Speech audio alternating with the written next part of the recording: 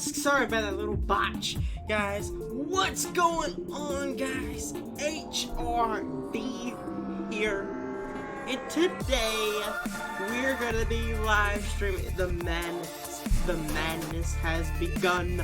The live reactions of E3 2019, baby. The first reaction we're gonna be doing is yeah, you guys can hear me out. Alright, good.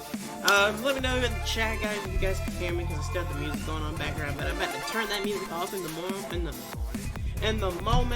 to have the reaction. Today's conference we're going to be reacting to is the EA conference, and I think after the conference you can stick around for the stream to hear my reviews and thoughts on the EA conference.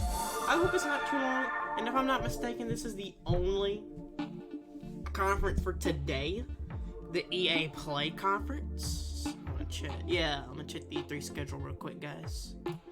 Alright, check the stream health. Looks like it's relatively well right now. We're not gonna be playing no games today. We're gonna be doing some E3 reactions, and I'm really excited. Okay, yeah, EA Play is the only stream we have. So until it comes, we're gonna, we're just gonna chat for a little bit. You know what I mean? We're gonna be in the intermission. We're gonna be chatting for a little bit. And I just want to give you guys some updates. I was gonna upload a video yesterday, but I was like, I'm gonna just announce everything on stream. I don't know if you guys saw my Twitter or anything, but as of June 4th, I am taking a 30-day hiatus from all the main social media, except for three things. YouTube, you guys can see it right there. There it is. I nailed it. My Discord server, sorry, my YouTube channel, and Twitch. Those are the only things I'll be active on for the 30-day period. I won't be active on anything else, and I really hope you guys, because I feel really burnt out. I've had a lot of anxiety problems, and I haven't been able to sleep because of it. And I'm hoping that this hiatus thing was gonna help me recover. It's gonna help me recover, get some more energy and stuff. And then by, I think it's July 3rd, I calculated, I should be back on this platform. So don't worry, guys. Don't worry, I'm not leaving you guys or anything. I just need some time to take a break, get my mental energy back to how it used to be. And I don't know if you guys can see from last stream, I got a haircut. So I got a haircut. Oh, nice. Jesus, scared me. I'll be right back, guys.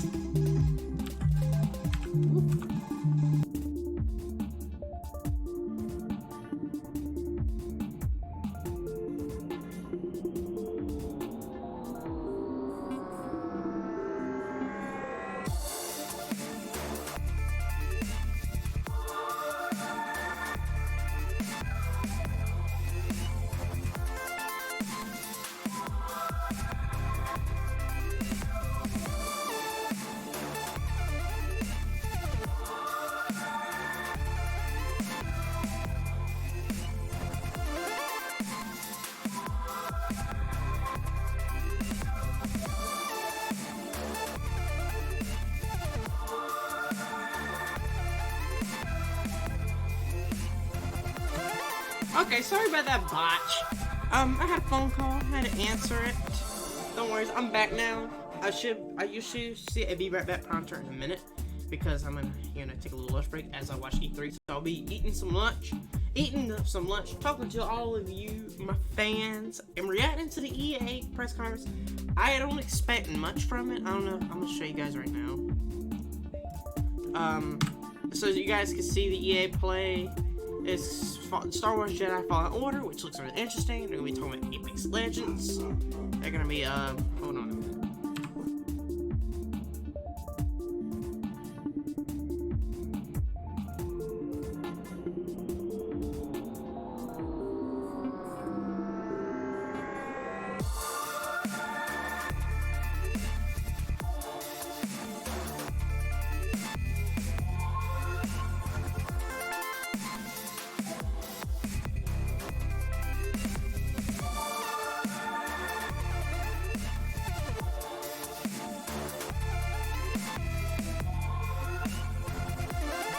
Anyways, sorry about that little botch.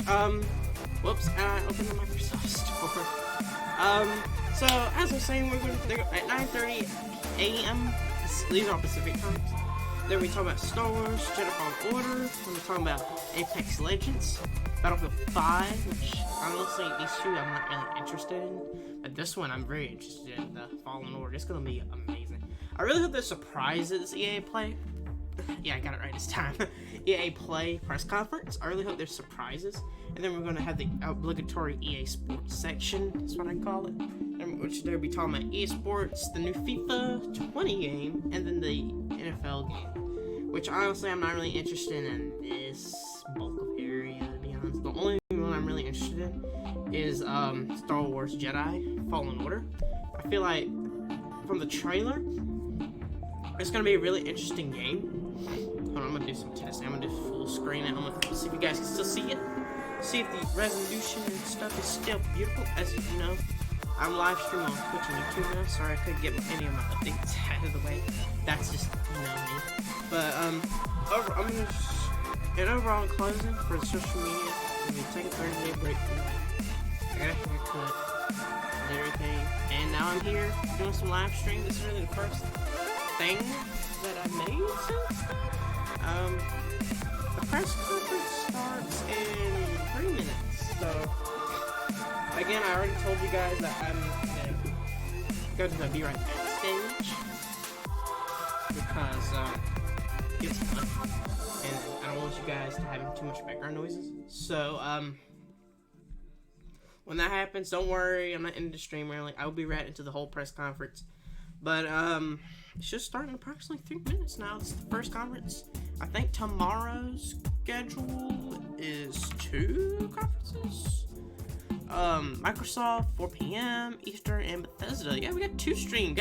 So stay tuned on my channels, guys, because I'll be live streaming reaction to my Microsoft conference, which I expect a lot in. I expect a lot of cool stuff in that one. And then the Bethesda one, which I hope to see Elder Scrolls 6 in the Starfield game, I think it was. I remember it last year. I think it was Starfield, the new IP. I expect those 2 to be there. These 2 I'm not going to react to because I really don't know these developers that much and kind of don't care, to be honest. I'm sorry. Ubisoft I'll be reacting to, and then the Square Enix one, and Nintendo. The Nintendo one. I'm really excited for the Nintendo Direct. I can't wait for it. So we're just gonna go to the intermission here, and we're gonna get ready to mute that music. And yes, it's raining outside. It really is. It's raining. It's a rainy day. My dog's in the background. Hey Ben, say hi to the stream, Ben. There we go. That's close enough. So the conference is about to start in 1 minute. We're gonna switch to the live scene here. We're gonna full screen it. Actually, hold on a minute. Before I do that, I'm gonna turn that desktop audio on so you guys can hear it, because I want you guys to hear it as well. Don't come after me, AA. This is for reaction purposes only. I'm gonna check the volume and turn it up a little bit. This is only for reaction purposes, EA. Please don't take down my stream. I'm just reacting to it. Also, I apologize for the weird glitchiness. And here we go. Stream's about to start. I guess, I mean, again, I already said this in a last stream. It's probably just my internet screwing with me. But I'm sorry for the weird glitchy effects you're gonna see. Don't worry, guys. I'm just here to react to an EA Play, which I'm not really excited about it, to be honest, because especially after last year. Oh, here we go. Let me get my mouse out of the way.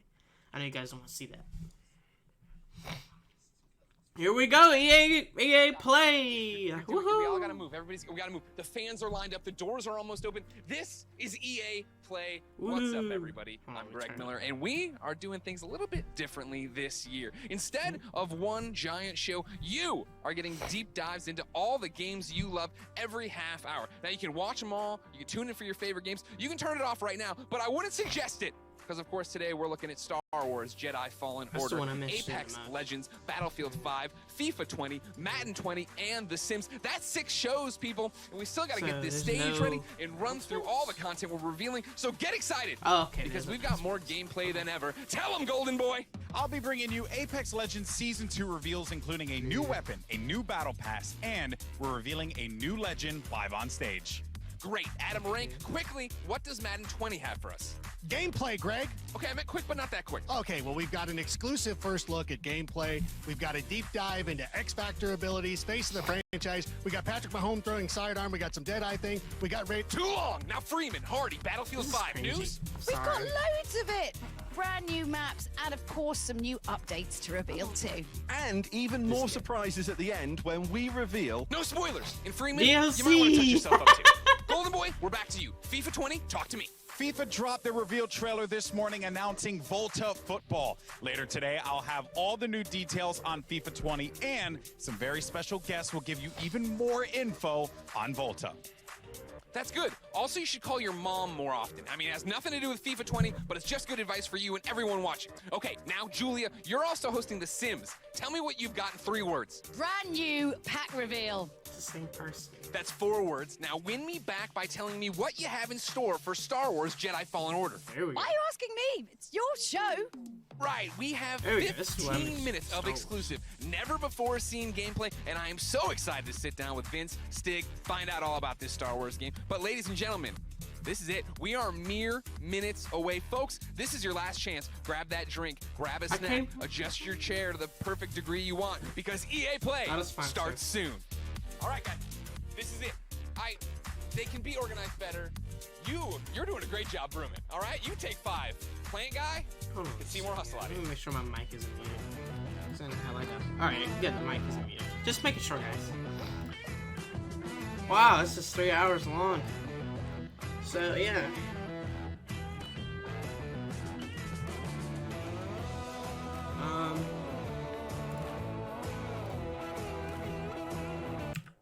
So, yeah.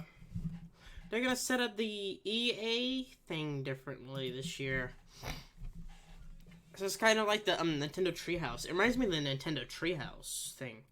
Now this is the game I'm most excited about on the EA conference. Is the new Star Wars Jedi game, new Star Wars Jedi Fallen Order. I mean, the main character looks like Spider-Man. First of all, I'm excited for this, but at the same time, I feel like EA could screw this up if they do their usual EA things. As for Apex, sorry you guys can't hear it. I just want to give it a little, what I think about it so far. I'm excited for Jedi Fallen Order. I hope it's good. I really do. I hope it's like the Star Wars Uncharted style game we've had. When I think about it, let's bring that desktop audio back. We're just gonna turn it down a little bit so you guys can hear my commentary of this. Don't worry, we're gonna turn back up when this timer goes down. Apex Legends. I'm not really excited for it, to be honest with you. I mean, I like battle royales, but they're kind of phasing out of me at the moment. Apex faded out on me quickly. Oh, look, we got Madden 20 gameplay. There it is. There it is, my dudes. What else we got over here? See Anthem. I expect something from Anthem because they're leaving that big banner over there. Probably some DLC or something.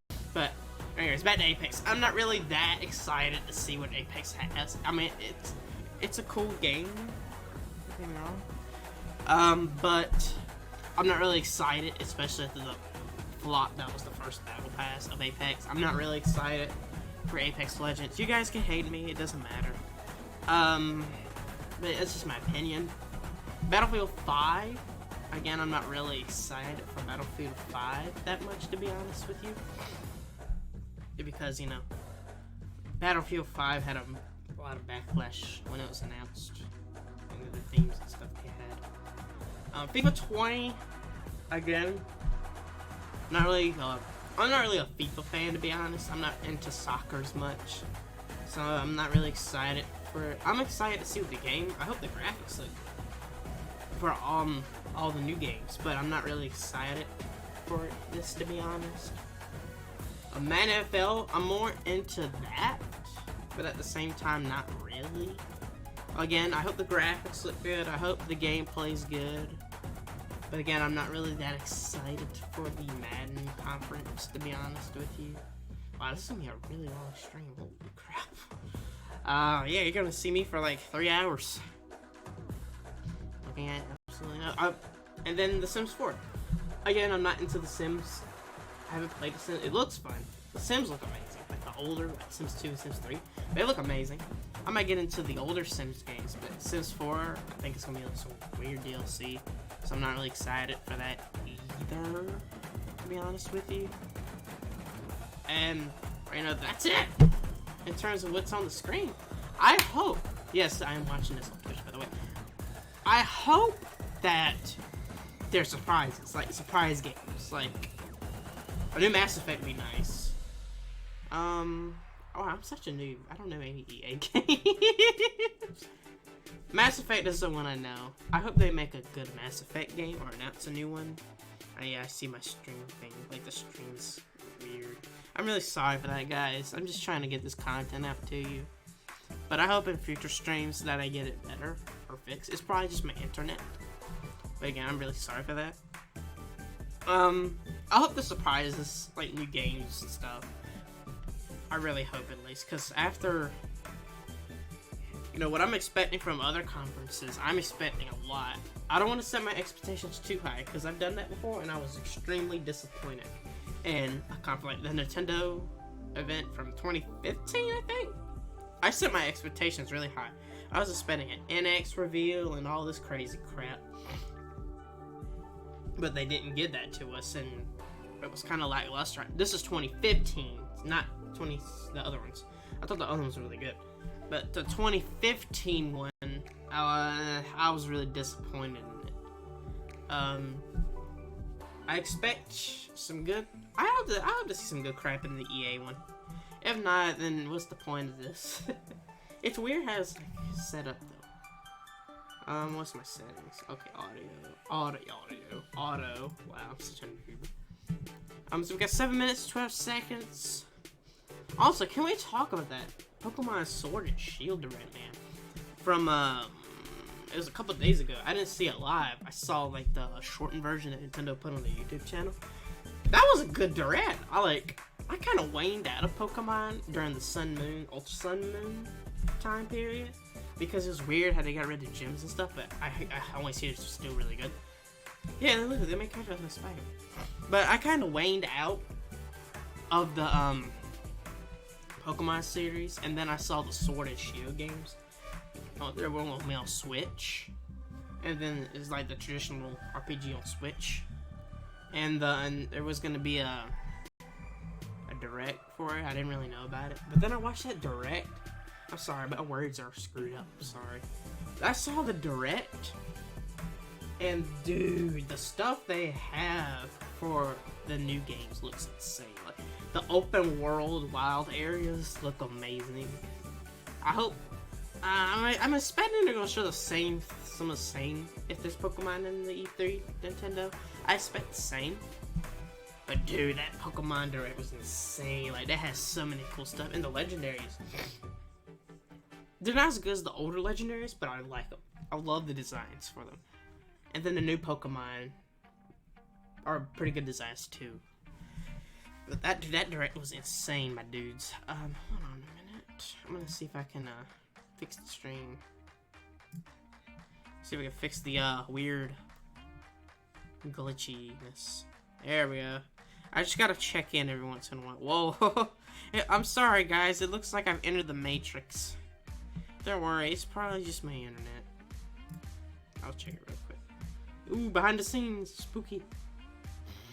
I'm sorry, I'm that cringy. It's behind the scenes, it's spooky. Yeah, it's probably just being weird. Oh, you see the chat. You see the chat? Chat going on. Turn the volume up. I don't know if you guys can hear it. You guys can really hear it now. It's just music. I hope it's copyrighted free music, because I'm getting claimed so hard on YouTube. But Twitch, I'm fine.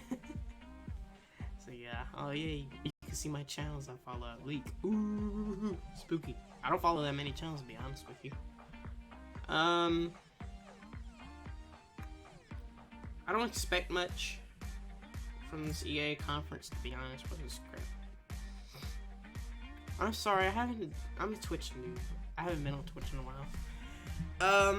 So yeah, it looks like I've entered the Matrix. I'm gonna check it real quick, guys. See my Twitch stream is healthy, first of all. It should be, I don't see why not. Oh no, I wanna look at it. I don't wanna do the dashboard. I wanna watch. Oh wow, my title didn't update, I don't think. Yeah, it's just glitchy. I'm sorry, Twitch viewers. I'm not streaming on the Dead by Daylight section. Speaking of that, I'm gonna check something real quick. Let me check my stream. I'm gonna make sure everything updates. I think everything. It's just weird. Alright, let's check it out. We got like 3 minutes left, I think, so I gotta check really quickly. Oh wow, it did the thing real quick. Hold on. Oh wow, it did the just let me change this to the IRL section. Just let me change E3 2019 EA Play sorry. EA Play Live Reaction Let's review. Oops. There we go. That's good. Done. Updating. Alright, the things should be updated now. I'm gonna refresh real quickly. I'll refresh, make sure everything can refresh. I don't know why I'm in the IRL section or the Dead by Daylight section. I don't know why I'm in the IRL section. 2 minutes ago, 2 minutes. I don't know why I'm in the IRL 2 minutes ago, 2 minutes. Oh, shoot. Sorry, I just caused a weird echo effect. I'm sorry, guys. Sorry. Oh, no, okay, never mind. We're gonna head back to the live thing. I'm sorry for that weird crap. You can see the chat going on right now. I don't hope I didn't screw up the audio. I think it should be updated on Twitch now. I'm gonna check real quick. I'm pretty sure I'm on live thing. I'm pretty sure. I'm sorry, I'm a streaming noob. I'm such a noob. Alright, I'm in the Dead by Daylight section for some reason. So Dead by Daylight viewers that have come across an E3 reaction. Oh yeah, YouTube thumbnail did. So yeah, if you wanted some Dead by Daylight gameplay, you're not gonna get it on the stream because I'm a streaming noob. I don't know what I'm doing. Lol. So the E3, the next thing is this reminds me of the PlayStation thing. You know what I mean? The PlayStation E3 from last year. I said that 3 times. I'm so sorry. Where it was like they went to this booth thing. There's a clock, and then they just announced it back. That's what I'm expecting from this, but weirder, more EA. You know what I mean? So we've got a minute left, and we're gonna see some Star Wars. Hello, people. Hello. The time has finally come. Okay, I'm proud to be shut kicking up. off EA Play, coming to you live from Hollywood, California. Now Yeah, we're I'm doing things a little excited. bit differently this year. Uh-uh. Instead of just one show, you're getting every half hour a deep dive into one of the games you love. You can watch them all. You can turn off the stream right now. You can tune in for just your favorites. But anyways, we've got a ton of I don't know if I'm gameplay for watching you. this all. Apex Legends is bringing a new weapon, a new mode, a new battle pass, and even a new legend. Battlefield 5 has tons of new maps. Give to me show off, Ricardo plus some for surprises. Apex, FIFA then I'll 20 be has a happy. brand new way to play, plus a bunch of game updates you've been shouting for. Madden 20's got gameplay pack deep dives into all new features, including those awesome new X Factor abilities. And The Sims is unveiling a never-before-seen pack, along with a few new surprises. And of course, in just a few moments, I'll be kicking things off with the latest on Star Wars Jedi Fallen Order, including game I'm most 15 minutes excited about. of world premiere, never-before-seen, first-look exclusive gameplay. So get ready, because EA Play starts now. Right now! Woo! Here we go. Get that mouse cursor out that way. Alright, Star Wars. Oh, Spider-Man. Oh, graphics look clean. Woohoo! What's up, EA Play? Yes! So what the heck? Come on, Hollywood! That's what I like to hear! What's up, my fellow Jedi? I'm Greg Miller, and today we're talking Star Wars Jedi Fallen Order. We've been waiting you know what? We're talking about Star Wars! Yeah! We've been waiting so long for details on this game. I can't believe it. Can you believe it, LA? No. And we're finally here to help us get things started. We've got the here head we of go. Respawn, Vince Zampella, and the director of Star Wars Jedi Fallen Order, Stig Asmussen. Everybody give it up for Vincent Stig. Come on!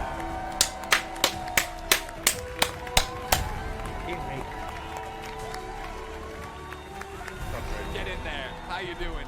Goodness. Give me the hug, Vince. Let's get it going. Yeah! Yeah! Woo! This is what my goal Please is keep to it do. going. They're making a Star Wars game. Finally, is it a good Star Wars game? Guys, welcome to hope so. EA Play. Thank you.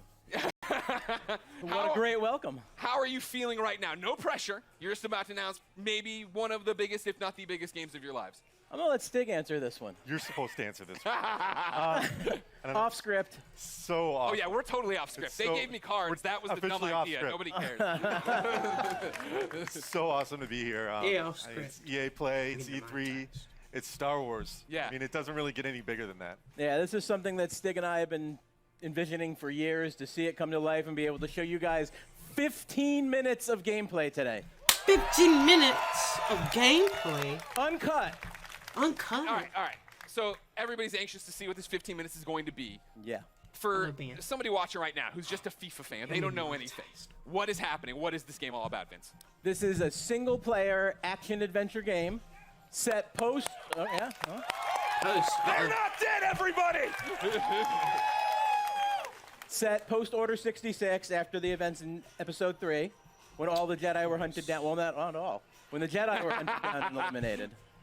So, Stig, that's the nutshell of the entire game. What are we about to see? Where are we at in the game right now for context? Okay, so Cal's, this takes place maybe about 3 hours into the game. Okay. So Cal's built himself up. He's not a lowly Padawan anymore, but he's not a full Jedi yet. Sure. Like Vince said, this is unedited. We had one of our star players, Blair, over there. Be right back, guys. I think my lunch is here. Be right back, guys. This is an expert playthrough. Okay. So we're going to see some really cool stuff. He practiced a few times. 2 or 3, Blair? 2 or 3? Yeah. 2 or 3 dozen.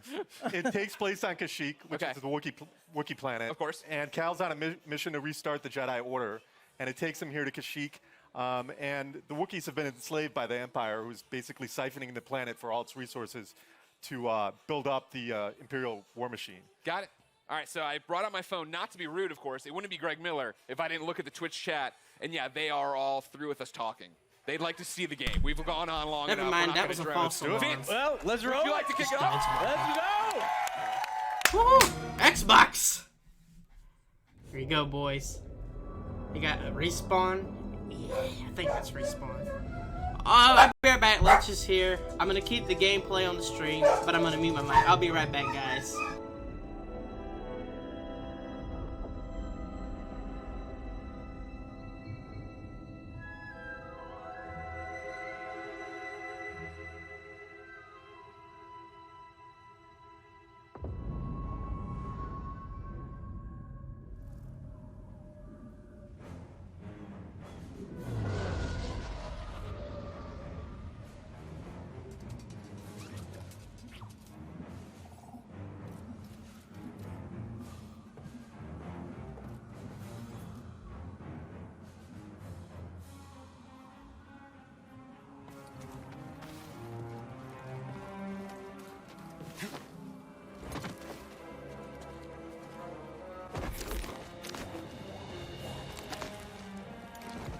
Jedi, over here.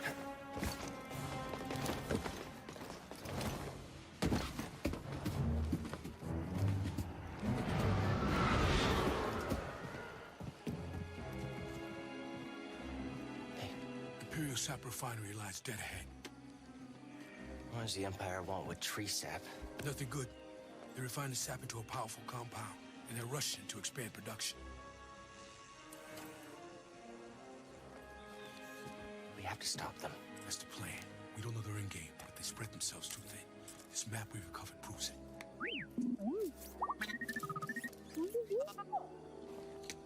Here you go, bud. These refineries double as brutal prison camps. We use those cutters to create a distraction while you take your lightsaber and free the Wookiees inside. We need their help to stop the Empire. Understood. Watch yourself in there.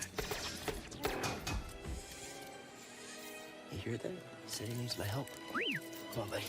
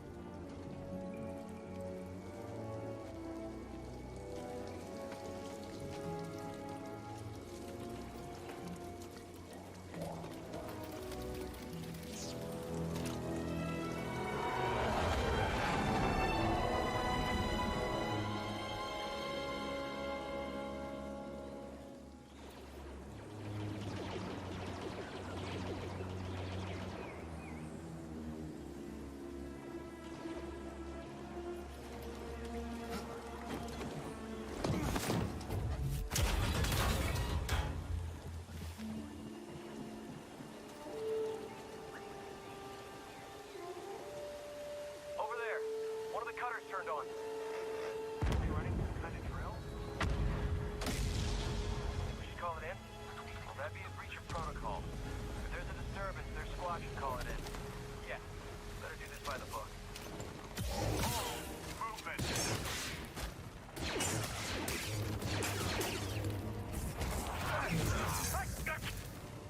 Taking aim!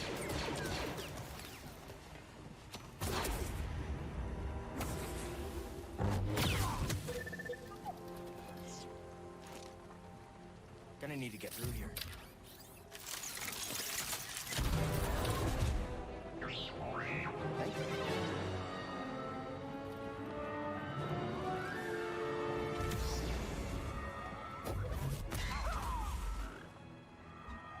Attention all units. We've got contact with our troops stationed at cargo pad 119 Gallon. Keep to your posts and stay alert.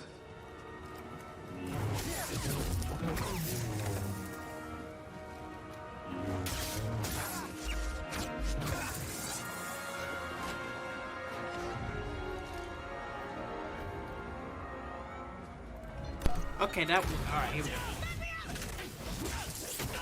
I don't know if you guys saw that gameplay. I haven't seen it yet. I have to go back and watch it. It looks cool though. Like honestly, it looks clean. ASMR.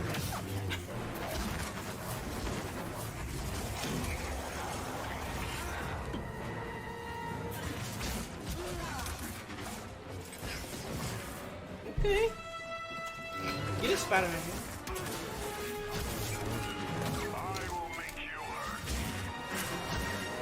I never ate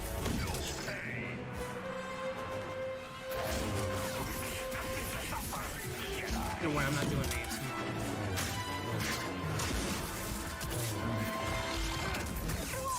Ooh! We've got them on the run! Keep pushing! Looks like you're blocked. Never seen a trooper like that before. Sorry. You gotta get these Wookiees out of lockup. Keep moving, Jedi. Vents open. Go! Think you can help me, BD?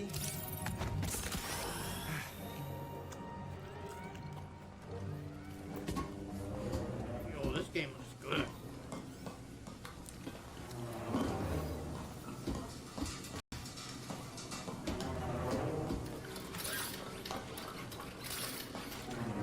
Please don't run with DLC. Flame Beetle, they're coming through the wall. Hit their net.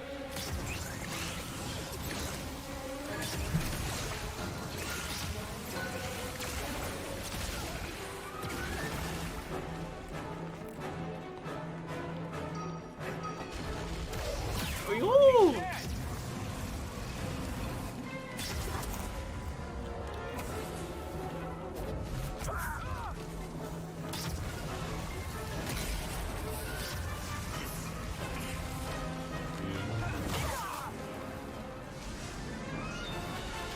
game was insane. Holy crap.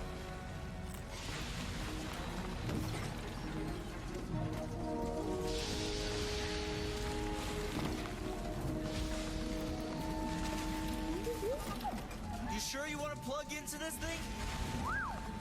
Okay.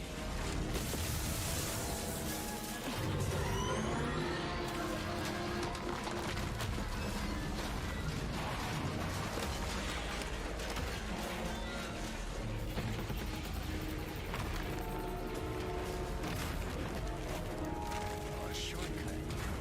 That's why you wanted to get this thing. You had no idea that was there, did you? You just wanted to turn that cutter on.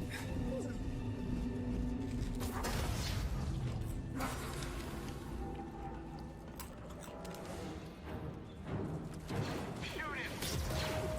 Not an easy target!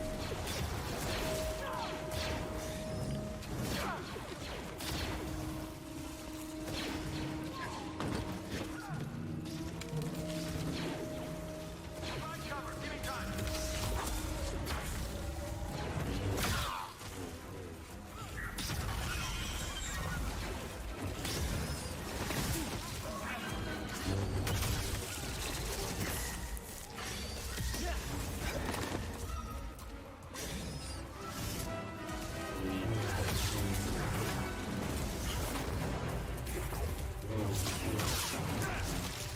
Oh, those giant spiders. I mean, it's more ironic because, again, my character looks like Spider-Man. And the spiders, you know. So it's the anti-Spider-Man. The irony. So I'm a little quiet. I'm just eating. That's what I usually do.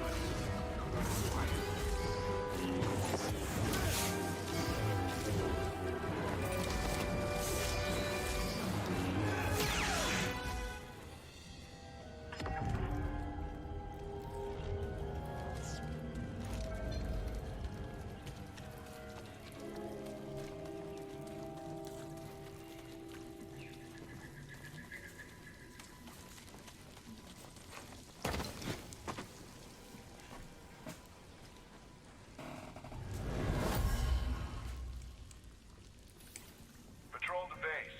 Got another breach down here. Some kind of webbing. Hey, who's that?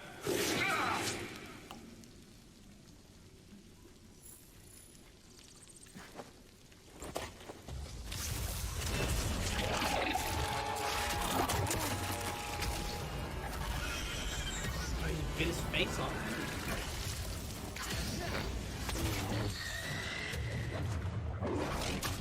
Ooh!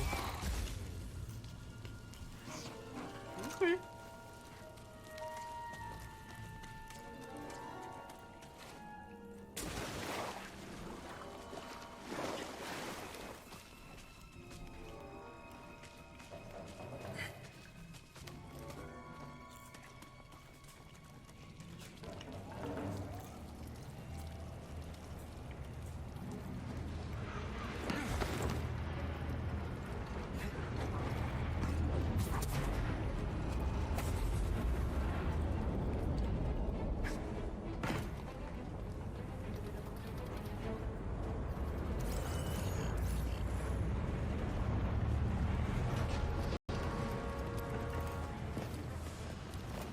I just heard from the captain. They're coming. Oh, this is it. At least we have the high ground. What was that? Cutter 7 is active. Reporting a live cutter near the cell block. Immediate aid requested. It's breaking through and destroying everything.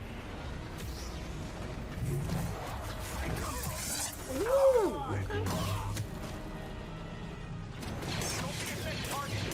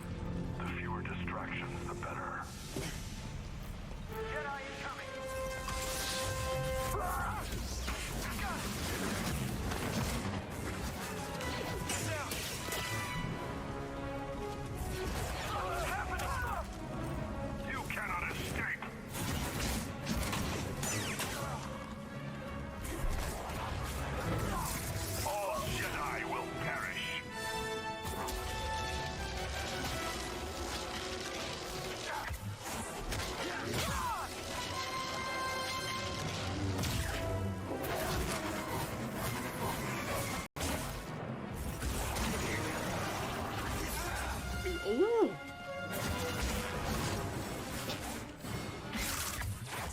My dog's excited. Yeah, he just wants food.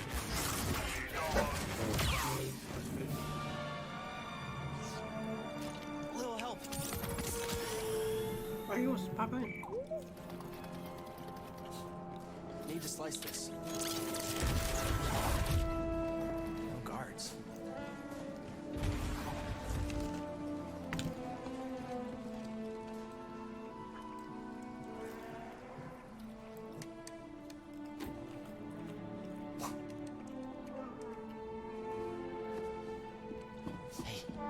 Hey, Chewbacca! Not alone.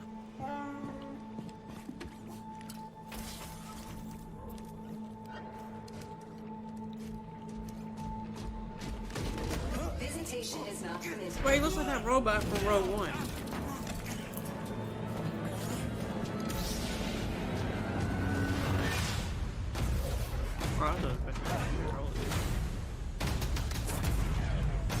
Well, dude, this game was cool.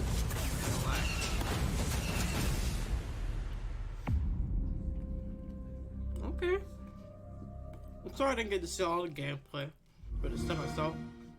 Games play best on Xbox It One. looks awesome. Like, thank you, Xbox One. What do we think? What do we think, EA Play? It was decent. Yes, that's what I wanted, the little boy.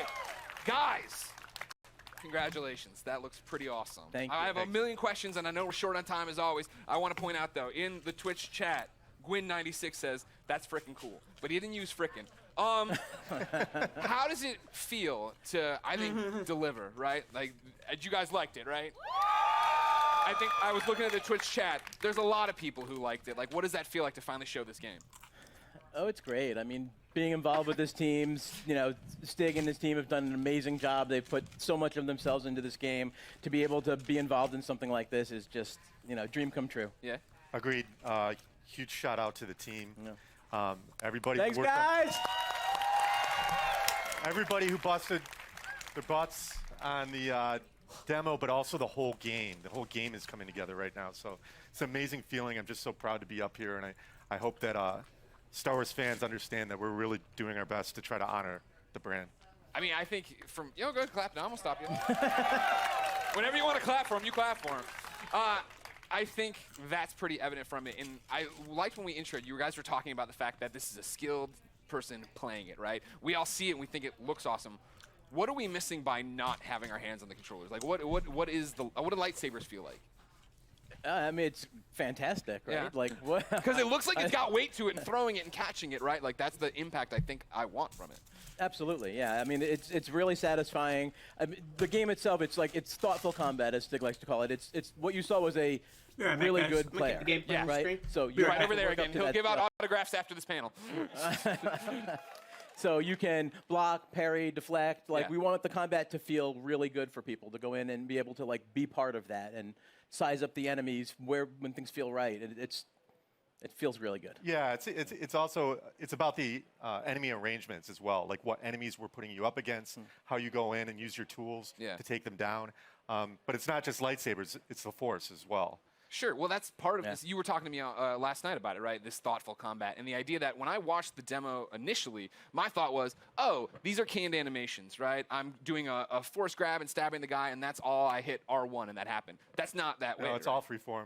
So, like, you can go back in and replay things and do it differently, or you and I would have different playthroughs. Absolutely. And actually, the enemies react to each other in different ways. You saw the flame troopers fighting against the spiders. You could sit as all right, I'm back, guys. Kind of watch that fight if you wanted to. Yeah. But you're not going to get any skill points if you do that. And it's not any fun either. It's fun to watch sometimes, but it's a lot more fun to play. You talk about the skill points. Are those going into the Force abilities? Yeah. So we're going to have the classic abilities. We're going to have push, pull. We've got what we call force flip, which is essentially double jump, which is nice because that's something that makes sense in Star Wars, a Jedi actually doing a double jump. But we have one unique expression of the Force that we saw in there, which is slow, which is a little bit of the glue between force, push, and pull. Yeah. Well, that was awesome. I think I thought you couldn't top my favorite moment in the demo, right? Where you come around the corner, grab the stormtrooper, force pull the stormtrooper, stab him. But when you force pulled the stormtrooper and walked him into the bolt, that was pretty cool. That was pretty cool. That's one of my favorite. I think the first time I saw that, I freaked out a little. No, you actually said it better be in the demo. Well, you did it. You delivered. Tell me about the enemies we are seeing there, right? Because that's one of those things I feel like we're talking a lot about, seeing things a lot about, is we're running through the environment. You had different things. You had your normal stormtroopers. You had non-normal stormtroopers. Yeah, and this is just a small portion of the game, by the way. So there's a lot more that we haven't shown. You're saying that isn't the entire game? That is not. That's wow. No, I'm surprised. no. But we got our classic stormtroopers. We've got the scout troopers who you saw equipped with kind of melee charged weapon. We've got the flame troopers, but we also have the purge troopers whose task is to basically hunt Jedi. Yeah. Soften them up before the Inquisitors come in. And like we're seeing right here, right? Like this bad. That's the MF purge first. trooper. That's the- yeah. Exactly. Like so. New that the team created. Yeah. There you go. Adding to the Star Wars lore. Why we're pointing at one guy? Did he create it? Just that one man did? Yeah. It was a team effort. You led the charge. Jordan did the concept. Good job, Jordan. Everybody, 3 cheers for Jordan. So we're going through, and you have these new stormtroopers. You have your fire troopers. You have one of my favorite droids of all time coming back. The KX. And then making me fight him? Yeah. Why would you do that? Yeah. I don't want to do that. Oh, you do. No. Trust me, you do. I do? Yeah, Right. yeah. Well, then, talk about the other star of this 15-minute demo, right? The new droid, BD-1. There he is right there. No, BD-1. BD-1's in the audience, ladies and gentlemen. Oh, yeah, BD-1. Thank you, BD-1. He's adorable, as I'm sure you know. I immediately want him as a backpack, so just a heads up if you're talking to anybody in the licensing department. Just kidding. We can make What that does he happen. do in the game, right? Excuse me, we're hosting a panel. You can keep it down over there. What are the traits? What are we using as? Is he just flair? Am I using him for different things? Like story-wise, he's Cal's companion. He's an explorer droid, which is perfect because Cal's on this mission for survival that's taken him to all these savage planets. BD sounds for Buddy Droid 1, which is... That's Respawn. That's Respawn. I mean, I don't think I didn't notice the wall running either. I'm like, well, yeah, Respawn made this game. Yeah, okay. Definitely inspired by BT, but the name ended up sticking. Yeah. So one of the cool factoids is his voice is authored by the legendary Ben Burt. Oh, nice. Who did all the main sound designer in the original trilogy and beyond. But he can hack doors, computers, as we saw in there. So just scan some stuff there. Yep. Scan the environment for like environmental storytelling, learn more lore about the planet. I saw him shooting out health packs. Is that a canned animation after a fight? Is it a button I'm hitting? It's player input. Okay. Whenever like they a want. cooldown on it? Whenever they want, BD will eject a stim pack. Okay. There's a limited amount that you can find more over the course of the game, and you're actually in that moment you're defenseless, so you got to choose wisely when you're going to do it. Okay. We've seen the gameplay. Without spoiling stuff for me, what's going on in the story? Like, obviously, Cal, I thought he was going to be way weaker as a Jedi. You know, just tell me the whole story. What A to B, Stig, how's it go? What's the ending? Well, Actually, you know what? Stop. Full stop. I can't believe I've gone this long in the panel without asking. Is Watto in this game? Sorry, I can't say. But that's not a no! Hashtag Watto 2019. I'll be retweeting them all after this panel. Thank you very much. But what's going on in the story outside of Watto should be in it? Well, you know, story's a really big deal to us. We created this with Lucasfilm. We got to keep a really tight lip on it. So I don't really want to go into it too far. Go home. Sorry. I mean, yeah, the story. Gotta save it. Okay. I know one of the things a lot of people had been asking, right? I'd put up stuff on Instagram saying, hey, give me questions. Community wanted to know, this is Star Wars canon, right? You Totally canon. Okay. Totally legit. Okay. This is Cal's a real character. Yeah. We saw Gerrera in there. He's obviously part of the Star Wars universe. Seer, Cal's mentor. Yeah. They're all going to live in other places. Okay, that's great. Vince, how's that feel? No pressure. It feels great. Yeah? Yeah.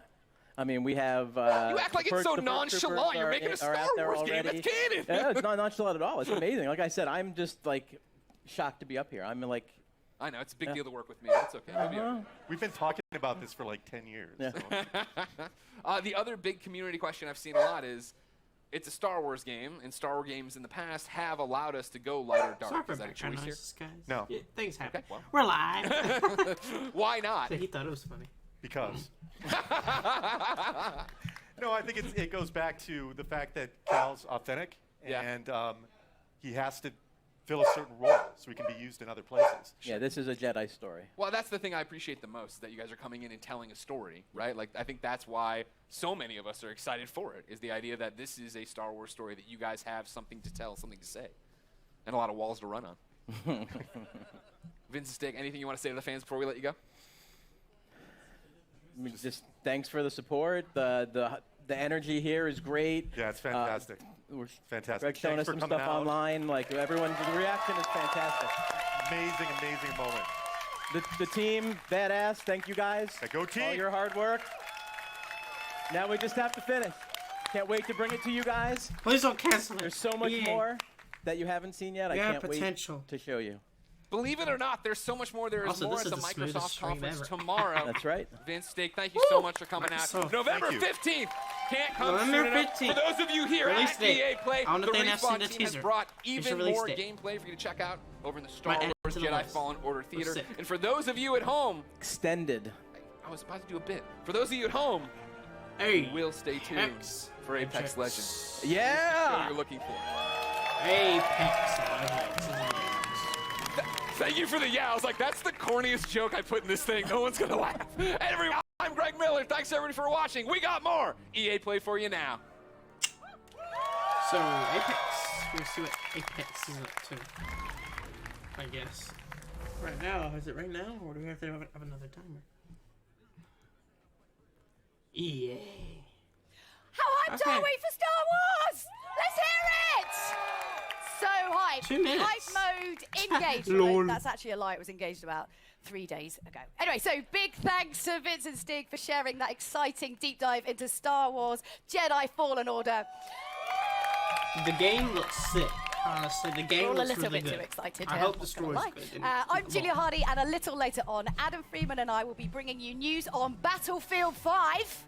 Yeah. Oh, no. Right now, though, EA Play is in full swing with gamers getting their hands on all kinds of exclusives. There's a lot to look forward to, starting with our next show, Apex Legends. So Alex Goldenboy Mendez is bringing you the hottest news on Apex Legends Season 2. We've got info on a new weapon, new battle pass, new mode, and a reveal of the 10th legend. Stay tuned, Ricardo, because Apex for Legends Apex, is please. Alright, so, yeah, I actually have time to talk about the Star Wars. I missed the first half of the Star Wars gameplay, and then I came back for the second half. And from what I saw, I don't know if you guys on the stream probably saw it more. Well, whenever you're watching, just saw it more than me. But from the gameplay and what they're talking, the game looks good. My hopes for the game is I hope the story's nice and long, and there's no like micros, but I doubt it because it's a single player game. So, I have some good hopes for this game. I really hope it's a good game. The gameplay looks good. The graphics looks really good. The story looks mildly interesting. I like the characters that they're having. But yeah, the game looks really good. I like it. Now we're going to talk about... In case you guys missed the stream, you're probably watching the stream, the EA stream, but Apex is coming up. They're going to be talking about Season 2. You guys are watching the stream, you should know that. But yeah. Apex Legends. So far, the Star Wars stuff's good. I don't know about anything else. I don't know. All right, here we go. We have 30 seconds, and we're gonna hear about Season 2 of Apex. Am I excited? No. Ooh, rated T. Give us a cool announcement. We don't like predictable stuff. We want like unexpected. Let's go. Everything dies. Also, this game's horribly optimized on my computer, so I can't play it that good. What's going on, everybody? Welcome to EA Play 2019, and I'm so excited to talk about Apex Legends here at EA Play. I'm professional esports commentator Alex Goldenboy Mendez. Now, everyone at Respawn has been working diligently at making Apex Legends the best battle royale game out there. We've got some big updates. That's right. I like that. Like that, baby. Bring that energy. We got some exciting details to share on Apex Legends Season 2, including a brand new weapon, a new mode, an improvise, you hear me? I'm improvising. An improved battle pass, a reveal of the 10th legend coming to the arena, and so much more. So let's jump out of this dropship, dive right into the hot zone. Take it away, Jay. For the E3, I guess. Thanks, Golden Boy.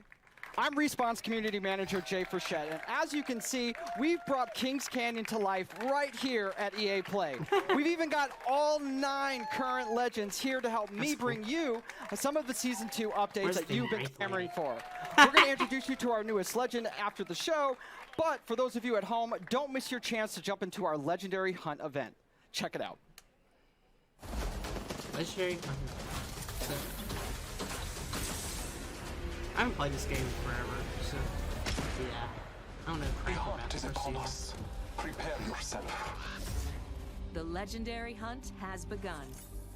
Legends can compete to enter an all-new Apex Elite queue, complete challenges for exclusive cosmetics. I could do this all day. Earn XP and Battle Pass boosts, and find all new exclusive skins in the in-game store. Only the strong will win and slaughter. For a limited time, Legends who place in the top 5 of any match will earn the right to join the Apex Elite queue. I need It's some like help over rank. here. Yeah, it's Solid copy. rank. There, they will That's have cool. the opportunity to test their skills Need some ammo. against the most talented legends I in like the that. I game. like how it's like you can reach certain rank. That's cool. I like that. From within. Rank sets. That's cool. Additionally, Legends can complete legendary hunt challenges to earn rewards, like the epic Master of the Hunt Bloodhound, the Wolfpack G7, Not your day. I won this one. and hunt down 2 wins to score the exclusive legendary Tamed Beast triple take. Trust in the gods, and you shall be rewarded. Opening fire. Got him. During the event, all Battle Pass owners will receive the free legendary Honored Prey R301. I don't have it. Hit level 15 on your Battle Pass, and you'll also earn the legendary Night Terror Wraith. What the I know what I look like. Like some. Come find me. Every day, Legends can also earn an entire Battle Pass level for your first top 5 finish of the day. Thank you for the fun fight. And we're doubling down with our first Double ever XP! Double XP weekend. One moment. From June 7th to June 9th, earn double XP on both your base and Battle Pass progression. Our destiny has led us to this moment.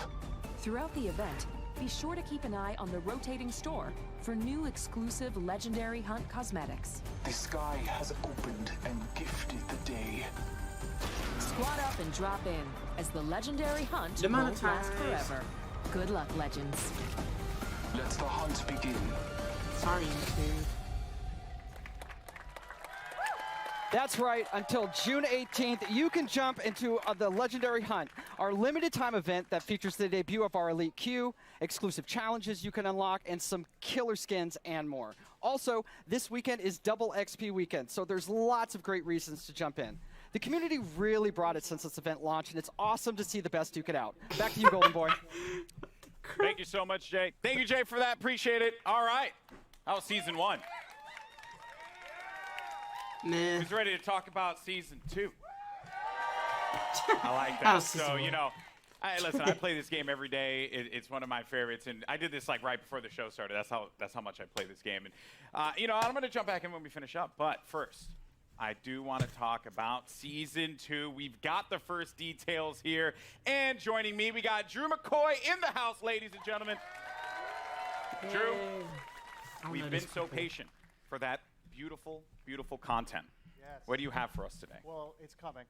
Okay. First and foremost. Content is coming. It's Confirmed. coming. You've heard Good it here content. first. So hopefully. Season 2, it's coming July 2nd, and it's called Battle Charge. All right. So Battle Charge will be coming out. What can we expect, though, when this new season drops? Yeah, so as we announced when we launched the game, we're taking a seasonal approach. So we're trying to cram as much into the launch of Season 2 as possible with some other stuff along the way.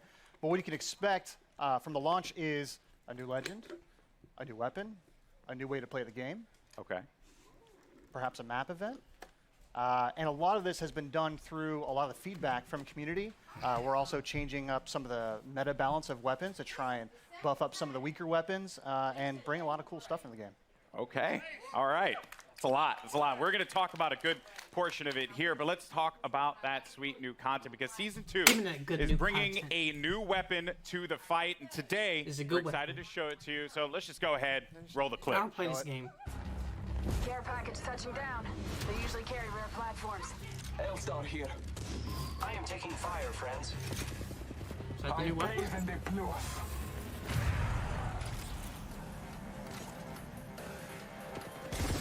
Your ignorance meets your end. Need help. Good job, me. A new season. Strong work. Okay, yeah. Hostile over there. Frag out. Wicked. Naruto, run!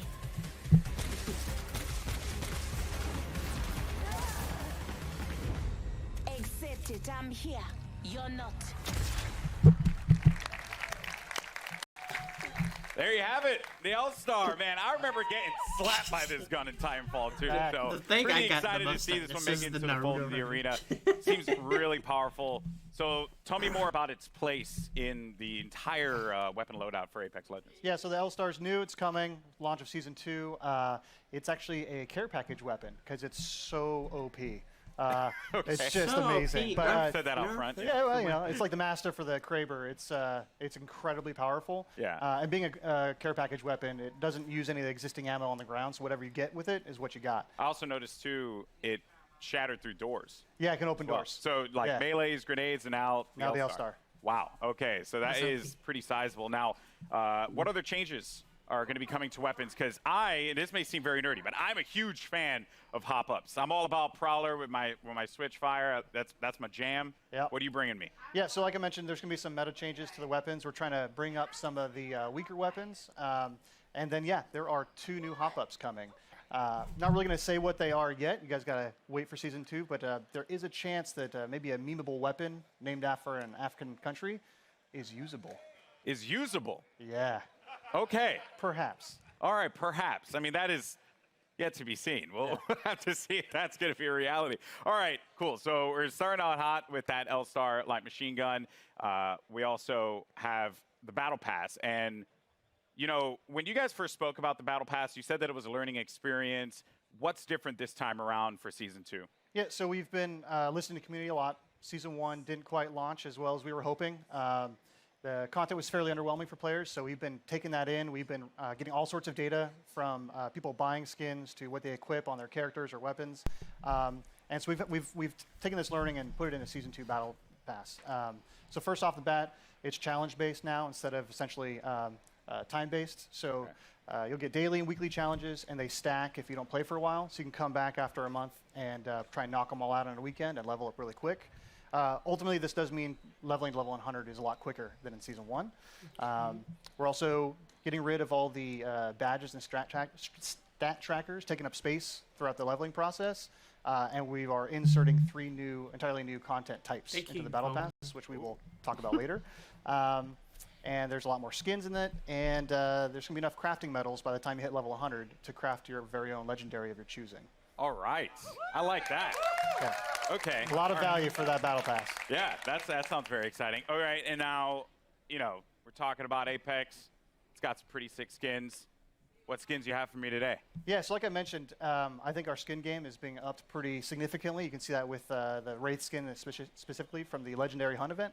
But we got 4 legendary skins in the Battle Pass. So we have 2 character and 2 weapon. So for Caustic, he's got the Prince of Darkness skin. And for Octane, we're doing the Jade Tiger. I think you can see there's Prince of Darkness right there.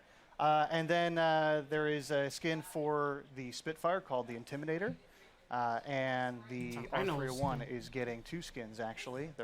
So the Iron Rampage at level 100. And then there's a golden version as well. Oh, man. Do you see that, by the way? Do you see? Yeah, it's sick. It's sick. That looks insane. That looks insane. All right. Now, another question that the community is having, they're just dying to have answered.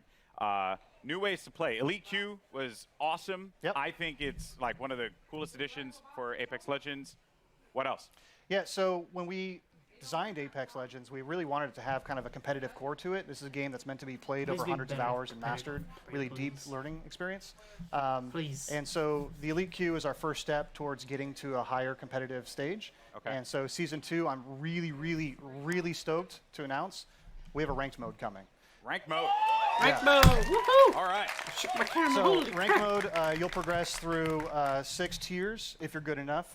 You will cap out if you are garbage tier like myself. Yeah. Don't worry, we'll be in Wood Division together. Yeah, you and me, buddy. Yeah, that's Wood. what's up. Wood 3, I think. Wood 3, Yeah, Wood 3 we'll get Division. there. Yeah, so it goes from Bronze all the way up to Apex Predator, and it's using special matchmaking for each of the tiers. So the higher you get, you'll probably have some longer matchmaking times, but it's because we're trying to find the best possible match for you. And then throughout the season, you'll be hopefully gaining tiers, and then at the end of the season, you'll get rewards based on where you ended. Wow. To show off for the next season. Ranked mode coming to Apex Legends. Yeah, it's going to be awesome. That's sick. All right. I'm be honest with you. I'm going to be all up in that. It's going to be sick. I can't wait. I am legitimately concerned, as I had mentioned, either be the first Wood Division player, which isn't even in it, or Plastic Division. Plastic's good. Yeah. That's going to hurt. But, dude, thank you so much for sharing all these details, man. Hey, man. Guys, Drew, ladies and gentlemen, from the Respawn team. All right, now, here's the thing. I'm a Lifeline main. It's just facts. Same. You are too? Yep. Respect that. Any Lifeline mains in the house? Lifeline mains? All right, but I'm all right. that might change when the new season drops. That's right, because Jay, give the people what they want. We want to know who is the 10th legend joining the arena. What do you have? It's my pleasure, Golden Boy. Well, ladies and gentlemen, the moment has arrived. The 10th legend joining the Apex Legends arena is Watson. Watson. I want a Ricardo. To help us get to know our latest legend a little bit better, our team put together this touching illustrated short. Let's check it out. I wanted a Dearest Ricardo Natalie, As I legend. write this letter, it's the middle of the night in late summer. An hour ago, you cracked the equations necessary to power the force field. You showed me up tonight, my magnificent daughter. And I couldn't be happier or prouder of that. I always knew you were special, but never did I fathom that the little girl who taught her staffed Nazi multiplication tables would grow up to master quantum laser mechanics. I have assured the Syndicate that the modified containment force field will be operational in a month's time, and it's all thanks to you. I may be just a doddering old fool trying to hold on to mon bébé a little while longer before he loses her to a daughter. But I do see you.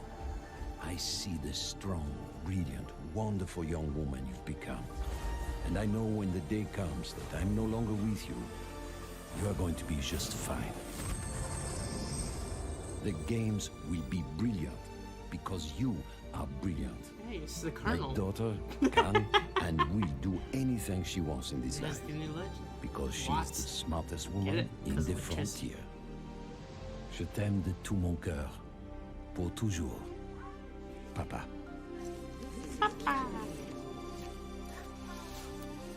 I did it, Papa. I hope wherever you are, you're cheering for me. Oh, look, it's a Mega Man hat. You see the Mega Man? That's right. Ladies and gentlemen, Watson joining the arena, and joining me now, we have the three gentlemen who brought her to life. Griffin, Will, and Tom, thank you so much for joining us here. Wow. So I mean, Bible thumbs I in the gotta chat, man, 'cause Apex that ad. was the feels right there. Hit me right I don't care. But Apex Griffin, ad. we'll start with you, bud. You're one of the legend designers, and I'm curious on the approach that you guys took toward making Watson a character that has impact in the arena. So Watson really started as a conversation between a friend of mine and I, who he's an engineer, and he has this really methodical, interesting way of taking really complex problems and systematically solving them. And so I kind of thought, what would it be like if we took the sort of the defensive complexity of Apex and introduced a character that could really create an ecosystem in which you can survive the really aggressive third-party meta, all of that stuff. So the idea behind Watson really is that if you plan and you sort of adapt to the environment, you really know the map, and you work closely with your team, that you can really create these strong defenses that that people are going to really have to think about in terms of how they push on you and that sort of thing. So the current meta of I hear gunfire and I hit it as hard as I can, you know, with Bangalore, Wraith, Octane, all of those, we're trying to sort of bump that meta a little bit and make it so that this more stanced RTS kind of I play like the style fence thing. has That's breathing cool, breathing room. Yeah, you're trying to provide like options for the players. Yes, Right? Because if yeah, you yeah. want to be able to play that hyper aggressive approach, whether you're Yeah. running like a composition that contains like a typical one, which would be like a Pathfinder, Wraith, and a Lifeline for that support. Yeah. You can play into a composition like this, and they kind of counter one another. So that's going to be really fun. We're going to dive into the abilities and everything that she does, because let me tell you, it's insane. Now, as far as the look and feel, my favorite part about Apex Legends is that the characters, the legends themselves, they stand out. When you're looking from far away, you see the silhouette and you know exactly who it is that you're about to engage with. What were some of the complexities in bringing a character like Wattson to life? Yeah, so it's a collaborative effort. You know, Yeah. shout out Heath and Sam, animation department. Everybody kind of works together. We were given a specific set of skills that she would be using, abilities from Griffin, and that's kind of all we had to go off of. So we had to. Heath did a great job of like bringing it all together, giving her a sort of a grounded aesthetic. She had to look like she was using electricity and stuff like that. So rubber gloves and the coils and the wires and pushing her silhouette at the same time, making her stand out. You have to be able to read who she is from different distances. From there, all right.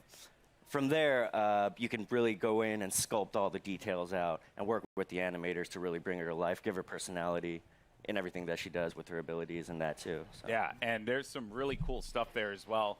Every part that Wattson, she takes out an item in her kit, it's actually like on her person. Oh yeah. You see it happen. Yeah, and those are all very meticulously designed by the concept artist and then modeled out in 3D.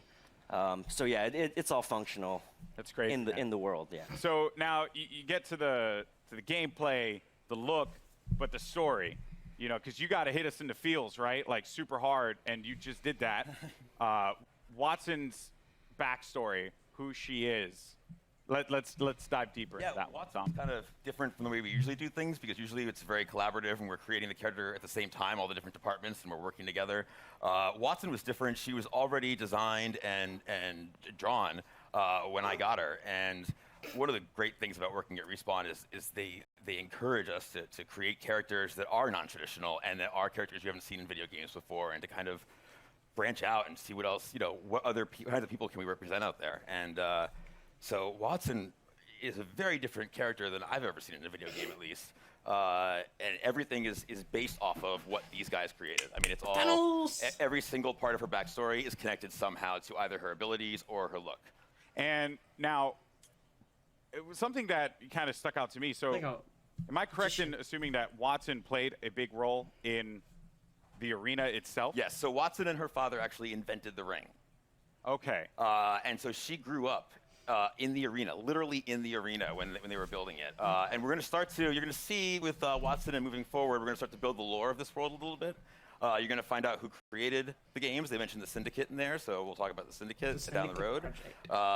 You're starting to build more and more of a universe, which is great. So she's in the arena, so all the legends must know her. Oh yeah, she was their kid sister basically. She was always hanging around the arena, and she got to know all the legends and got to watch all of them. She's not a mercenary. She's not a soldier.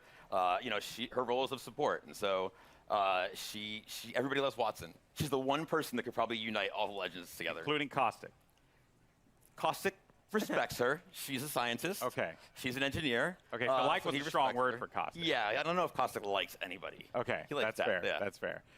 Well, yeah, that's super cool. I mean, blown away by this character so far. Now, I mentioned before we're going to talk about the abilities, because when you revealed these to me, I was floored, jaw-dropping, and a lot of people online were kind of like guessing as to like what it would be, and I'm very happy to see that a lot of them, some had the right idea, but for the most part, what she's capable of doing is ridiculous. So let's just talk about the active. First thing, defenses. Yes. So the Wattson has more interrelated abilities than probably any other current character we have. You really need to understand how they all interact.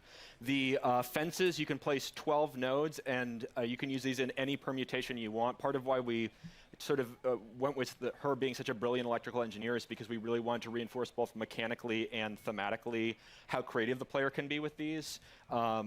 Basically, we're just giving you free reign to place these however you want and figure out. And the players, like I just saw right there, I don't know if that was intentional. So when your teammates go through, it shuts down. It shuts off. So if I'm downed and they run through the gate, does the gate deactivate? Yes. Oh. Yeah. So there's a lot of different interactions, a lot of different ways that you can interact with the gates with other characters. The ultimate is, we call it an interception pylon. It shoots down bombardments, incoming grenades, stops arc star spam, and it charges your team's shield. And it also, if Watson's cooldown is slower when she's away from the pylon, but when you're near the pylon, it supercharges your tactical, so you get fences faster. So if you drop it down, it's a permanent structure until it's destroyed, and that allows you to build these large fortresses very rapidly. And you can use that for defending, for flank control on offensive squads, for going up on a tower and fencing it off with Pathfinder. And then the passive is that ultimate accelerants give you your ultimate 100% ultimate charge. And so if you save up ultimate accelerants over the course of the match, that allows you to place more pylons, and it means that you don't have to play conservatively as Watson as long as you save up ultimate charges. You can keep moving with a highly mobile squad. You can play offense, defense, support, however you feel like the fences and the pylon are most effective to whatever comp you're playing. So what you're telling me here is that Lifeline mains do not need to continuously hold ultimate accelerants anymore. We felt like we needed to rejoice. That's right. We did it, people. Finally, because everyone's like really mean to me if I don't like use the ult accelerant. It's not fair. Oh wow. So that is ridiculous. There's also when they cross the fences, you get pinged as well. Oh yeah. So if any enemies cross through the fences, it pings your entire squad. So there's a situational awareness element to them as well. Wow. So if you know, so this is why she grew up in the arena. If you know where all the choke points, the entrances, the exits are, you can set up fences there, and you'll know exactly when an enemy crosses. I'm even thinking about compositions and how it could work out. You know, maybe for any Gibraltar mains out there, maybe you find a little. No one cheered for that. Feels bad, man. Maybe there's a little synergy there that can be created. There's a lot that can be done with these fences and being able to block off certain chokes. Yeah, I think it's really the big sort of the ceiling is how creative people can get with it, and I'm really excited to see what people do with it. And from an art perspective here, they're very distinct. They stand out. What were some of the challenges in making sure that these fences really, when a player saw them, they knew exactly what it was, not to kind of catch them off guard, so to speak, to make it really, really stand out in the arena? Yeah, again, silhouette's everything. You got to make it stand out, and it has to look like it lives in the world, that it's something that she can use, and that lives on her body as well. She's able to pull it out, and she's able to bring it out, and create a fortress basically, and it has to read. So we had concept artists working on every little detail, and the modelers as well, and we had to test it out. We tested it out. We play it in game or in house, and make sure it reads well. And these guys do a tremendous job of it too. I'm like, I need a post with electricity that goes between the two. Yeah. And they create really cool stuff with just that kind of vague, hand wavy designer description. Everything about it has clearly been thought out. This legend is going to be incredible. I can't wait to play Watson. You guys excited? Watson? Watson. That is nutty. All right, well, again, very much looking forward. Now, today, we've covered a bunch here. We've seen a new weapon. We've gotten a new mode, the latest legend, and the new Battle Pass for Season 2. So, let's recap all the amazing Apex Legends action that we've seen here today. Surprise. Naruto running is a character ability. The character looks interesting, but I don't play this game much, so yeah. There it is, Naruto running.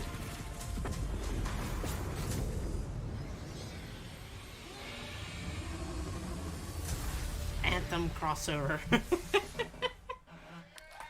I'm not gonna let you off that easy, Drew. What was that? What was what?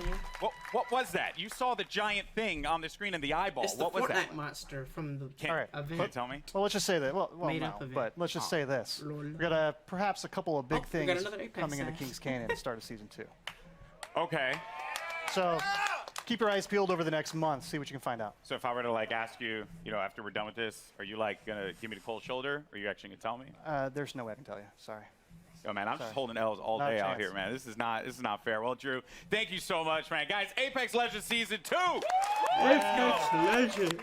July 2nd could not get here soon enough. Now, if you're in Los Angeles, come check out Apex Legends at EA Play for your first chance to get hands-on with Wattson, as well as all the other great Apex Legends things happening here. And for those of you at home, Double XP Weekend is going on right now, so jump into the Legendary Hunt event and start earning those amazing exclusive skins. I'm Golden Boy. It's been a blast talking Apex Legends with you all here today, and I'll see you in the arena.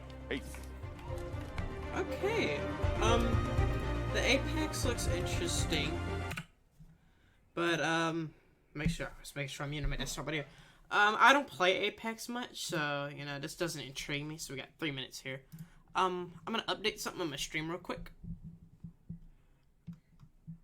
Alright, I think everything's saved. Hold on just a second, guys.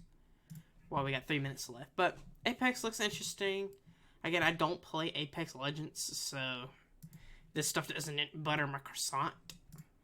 That was a weird analogy. But I'm not really interested in Apex, so it doesn't butter me that much.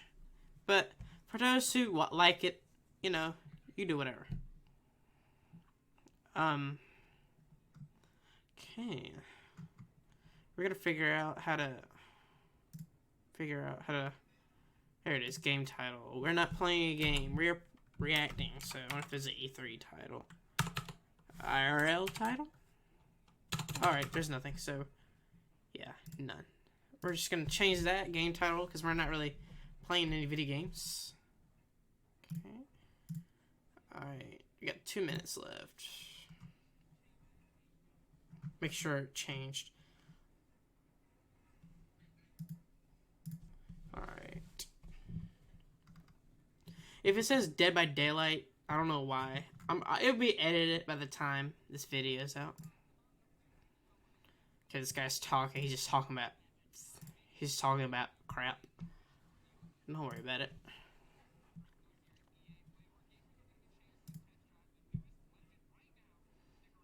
Okay.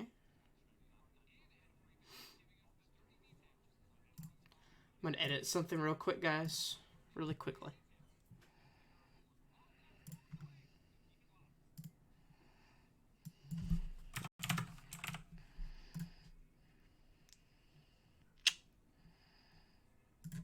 Okay, here we go. We're just editing my stream information again. We're gonna change the category on Twitch to special events because it is a special event. Alright, yeah, it'll update. YouTube thanks should update as well. Alright, so we got 52 seconds left. We're gonna go back to the live feed. Alright, I'm gonna make sure my desktop audio is back. Alright, yeah, my desktop audio is back. We're gonna pop back into full screen. We're gonna react to some Battlefield 5. Again, a game I'm not really excited about. I don't know, this stream might end early. Because these games don't really interest me that much, but we'll probably just keep going, guys. It doesn't hurt. I don't know why during the waiting screen the stream glitches. If it glitches out on your end, just let me know in the chat. I'm sorry for that. I hope it gets fixed in the future. But when this actual coverage is going on, it shouldn't glitch out as much. So, when that's happening, you guys should be good. After this stream, I'm thinking about just doing the whole thing. After this, I'm gonna do a little mini review for you guys. Oh, we got a trailer. But yeah, so for back to this EA. Oh wait, it's. I always think it's a trailer. I'm stupid. Wait a minute, a track.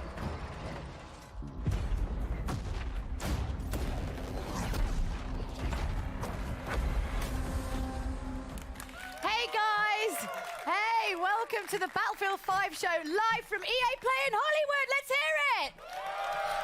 I'm Julia Hardy, and today we've got a ton of new info on some of the great updates coming to Battlefield 5 in 2019. But don't just take my word for it. My co-host, he reads all of your tweets, and I do actually mean all of them. It's a little bit creepy and weird. Battlefield Community Manager Adam Freeman, what have you got for us, Freeman? Oh, thanks, Julia. Now, I may be a member of the Battlefield team, but as you know, I'm a fan. I know you guys are fans too, and you're going to love what we've got to you today. So, over the next half hour, we're going to be bringing you content that's coming to you over the next few minutes. We've heard what you want, so today you're getting your first look at a ton of new multiplayer maps. Features we know you've been screaming out for, and the arrival of a new theatre of war that's coming to Battlefield 5 this fall. So, when Chapter 4 Define the Odds drops, it's bringing so much cool stuff, so let's get to it. Over to you, Julia.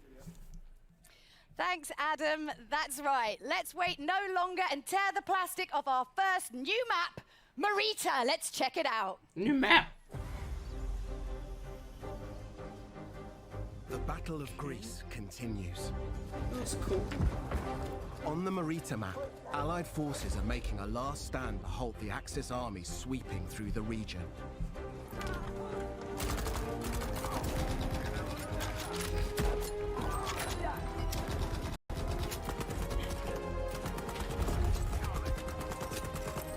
You'll deploy on a sloping mountain ridge and within the tight streets of a rural town. Pretty good on that map. Crap. The Allies control the town, but Axis troops are already on its fringes. Really good.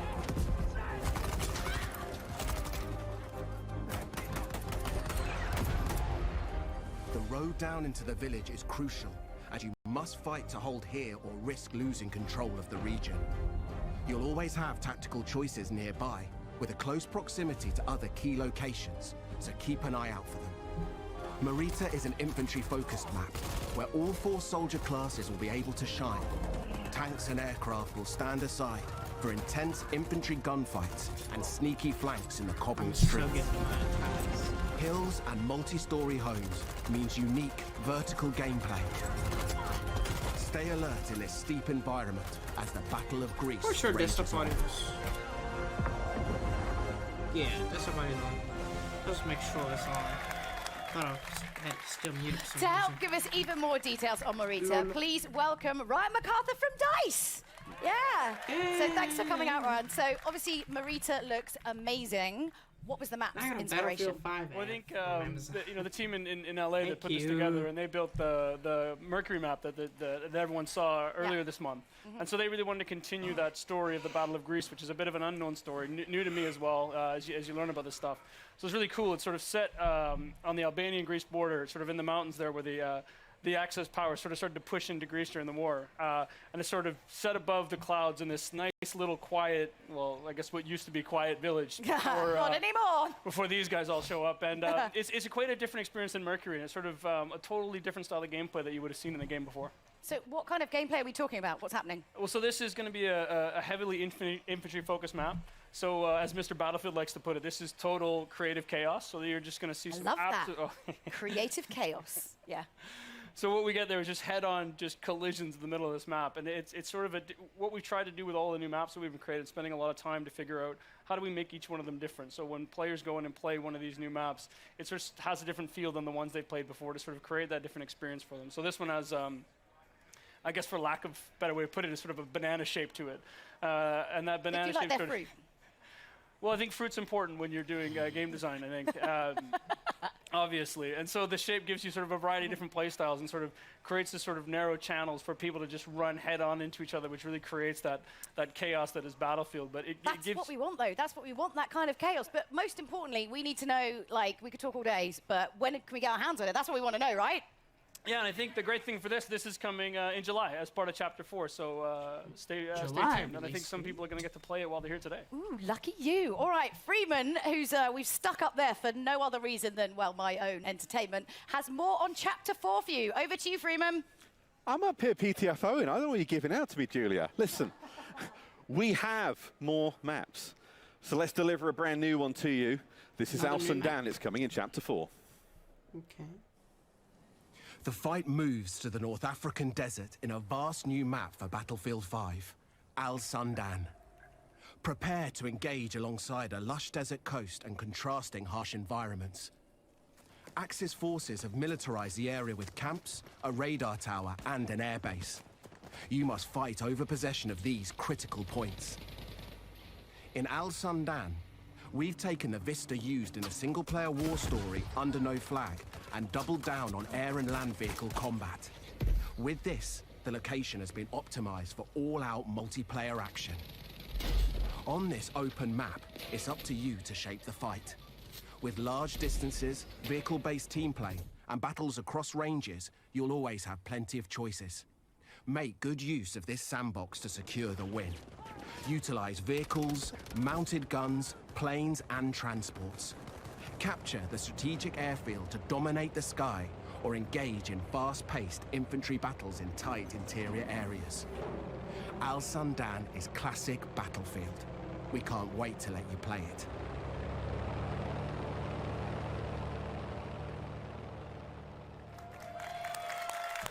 Yeah. That's amazing. Another So map obviously is Al cooler Sundan to me. was adapted from Under No Flag. So tell us a little bit about what that process was like. Yeah, so usually, when the guys, when the team sort of focus on building these war stories, they want to create these nice narrative, linear experiences and sort of that really tell the story of World War II. But with Under No Flag, they sort of took a little bit of a different approach to this and sort of made this big, wide open experience. And that showed a lot of potential from a multiplayer perspective as well. So when we finished the game originally, the team wanted to sort of sit down and sort of a small group of them and take a shot at turning this into what could be an amazing battlefield map. It's huge. This is a really big map. This is your sort of classic Battlefield sandbox map.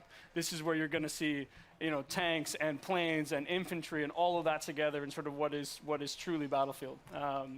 It's sort of built for that open world gameplay with, depending on no matter how you want to play, there's something there for you. Yeah, oh, definitely. And so how do I kind of, adjust my strategy? Because obviously it's such a wide map. Like, what am I doing?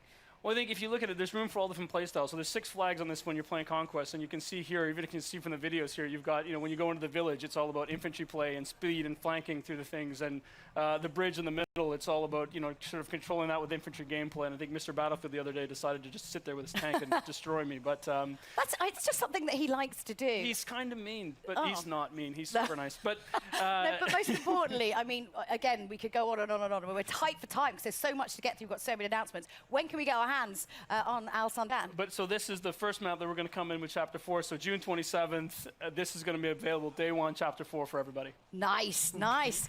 Now we've got a couple more surprises to come, but before we get into all that, let's take a look at what's coming in August towards the end of Chapter 4. Give me a good thing. Another Get map. up close and personal. With Chapter 4 defying the odds, new and intense close-quarter maps are coming to Battlefield 5. By popular demand, we're bringing more maps to players craving tighter types of multiplayer, specially tailored for intimate infantry combat. The new battlefields will challenge your squad in unique ways. Or is it paid deals? Teamwork, skill, and adaptation are your keys to victory. I'll assume just DLC. Okay, this map was Fight through an explosives production facility say, in Newfoundland Islands and unseat the Axis occupation in Provence. Prepare to assemble your team and rise above your enemies. And prepare to learn more about these new battlefields later in the year. Dang, graphics look good. I don't know if it's PC or like ray tracing on RTX graphics cards or like Xbox One X, but graphics look clean. Now, to help us break down these new maps, Brian and I are joined by Mr. Battlefield himself, Lars Gustafsson. I don't know if you made that up yourself. Oh, and because he asked nicely, we also let Freeman come down from his weird place up there. You're worse than my Firestorm teammates. You just leave me behind everywhere. But we can all understand why that happens. True. Do you want to take over this one for the start? Don't mind if I do. Yeah, go for it. Lars, these are very different then to the 2 maps we've already shown so far today. Tell us about. They are. I mean, taking a step back, we've been closely monitoring how players engage in Tides of War, and no surprise, I mean, they love the bigger modes like Conquest. It's always been kind of a Battlefield pillar. But it's been super fun to watch how they engage with passion and dedication in the smaller modes, like Squad Conquest, for example, which really become a success. And with that in mind, then we've, together with the DICE LA studio, they've been going at it, tailoring maps that are specially made for smaller modes. and there's such being able to give that, the close quarter feeling, the tight, what you say, the intimate combat. Oh yeah, we need that on a t-shirt. Yeah. Intimate infantry. We're making that platoon when we get back. I mean, what kind of the sort of like key strategies then when you're playing close quarters on this map? As we see with these smaller game modes, I mean, the key to this is just really good team play, really good squad play, and so sticking together and not leaving anybody behind, like Mr. Freeman over here, unless he's. But I mean, not what if you being- want to leave him behind? Can you? Then it's acceptable. I think. Because I would. It's two beautiful maps. It'd just be a spinning number plate. It would be, yeah.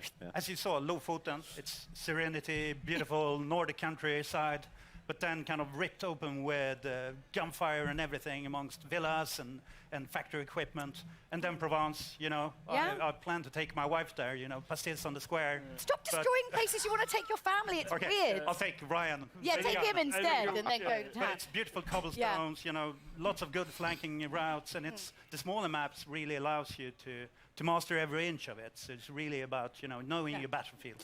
I mean, again, we could go on and on to talk about all of these maps, but we've got one more map to show off, and I want to make sure we have time to get through it. But first, Lars, you've brought with him some news about some kind of core gameplay updates we know that you've all been waiting for. So you're excited about this one. Lars, you know how much time I'm spending online. I mean, I am working. Just Battlefield or? Let's not delve. Big community features we've announced this month. Increase the max rank. Private games. Let's talk max rank. What can you tell us? Let's talk max rank. We do know, and it's been loudly made to us, our kind of awareness, that there are players out there too skilled who maxed out on rank 50 too quickly. So we've taken that to heart, and we've now taken the max rank from 50 to 500. So it's quite a leap. Yeah. Gotta get the grind on. And it's Battlefield 500 now. so truly a journey for our players to go on, moving forward. And it's a grind train, but what are people getting if they're on it? Yeah, what are we getting? We're all in it. We want the goodies. So to start with, already from rank 51, you will be granted company coins for every rank up. But then at every, we call them milestone ranks, every 50th rank, you will get one shiny new rank icon to show off your skills, and also a beautiful set of dog tags. So lots of ways of showing off your mastery on your journey towards, the world domination. It's already happening. August is the time. So it's almost here. Almost here. So world domination for Lars by all. Yeah, sorry, I wondered if we were talking about world domination or when that was happening, but all right. Private games then. The other massive thing that we know players want.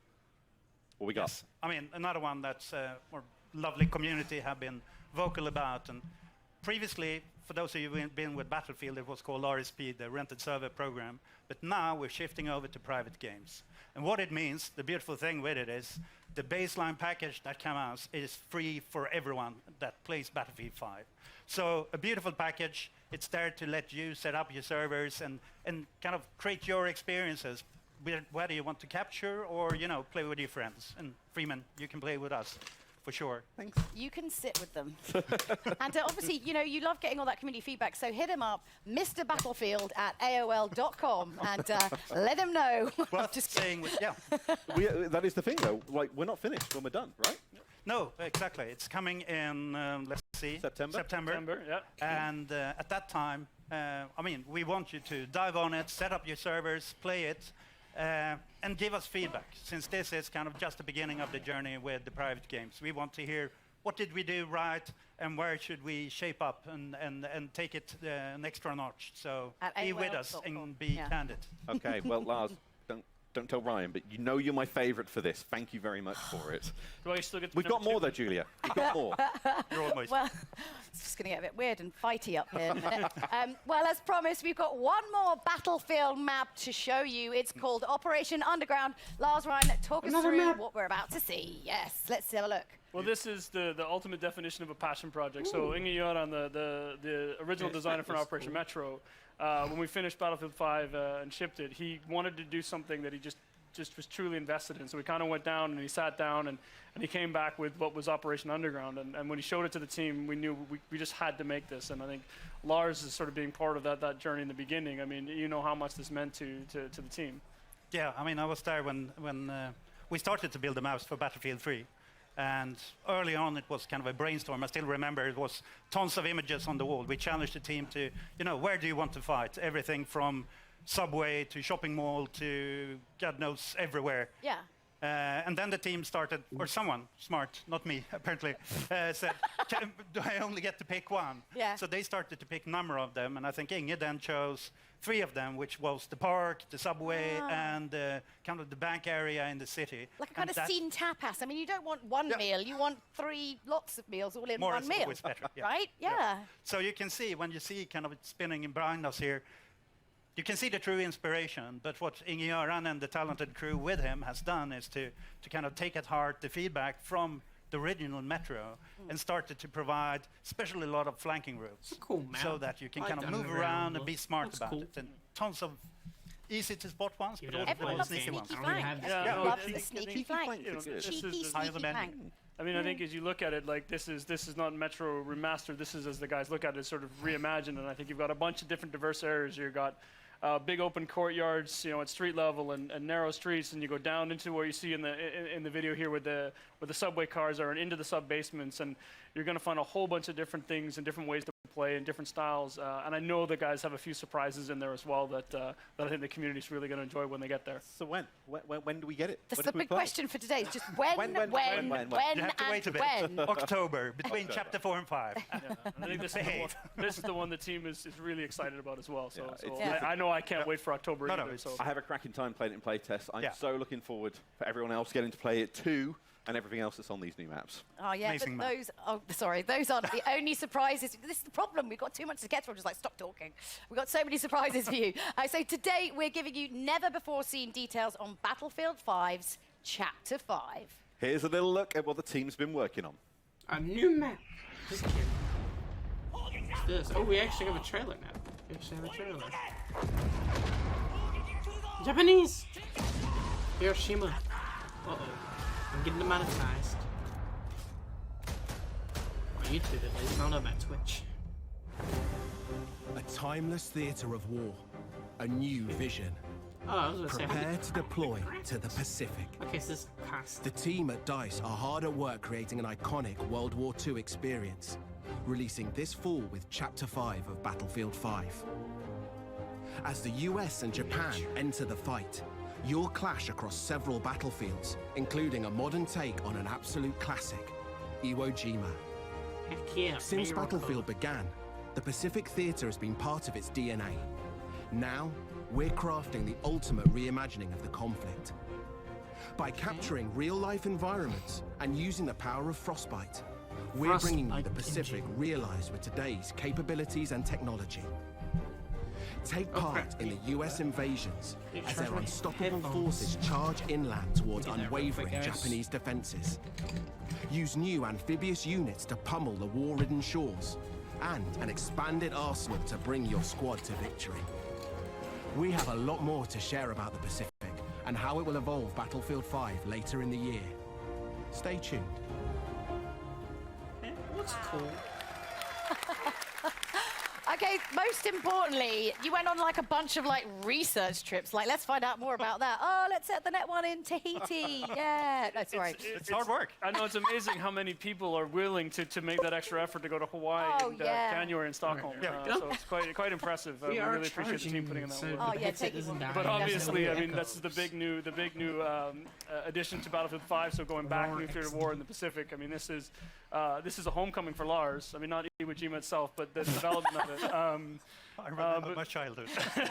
Where the beard come from? Yeah, 1,000 yards there. No, but jokes aside, it's, you know, having been with Battlefield all through the journey, it's really where it all started. Battlefield 1942, you know, the Pacific Theatre, and already when we started to talk about this game, the journey through the Second World War, everyone came up and kind of, when do we go to the Pacific?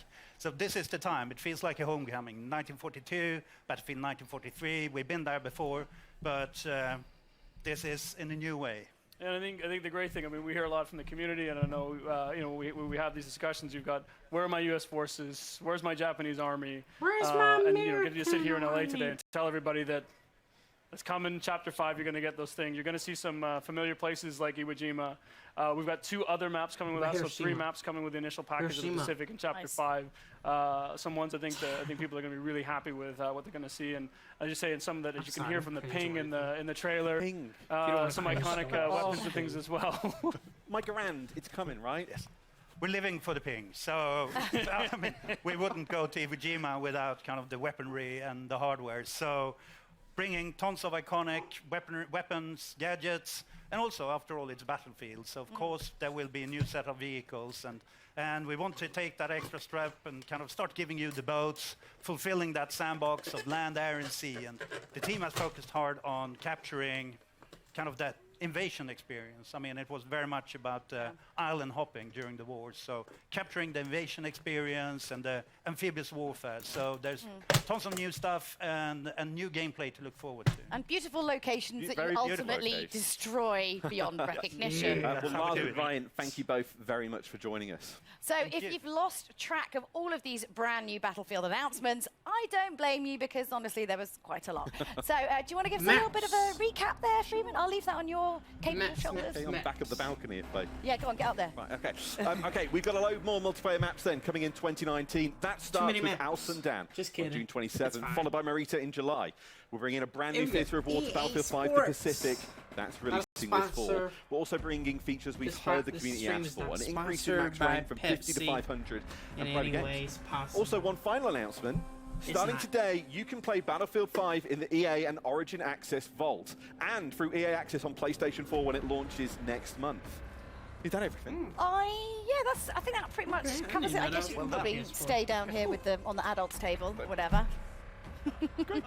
Cheers, everyone. Thanks. That's the Battlefield Show. Yeah, I'm Julia Hardy. And I'm Freeman. And if you're in the Los Angeles area, be sure to come and visit us in person at EA Play. Goodbye.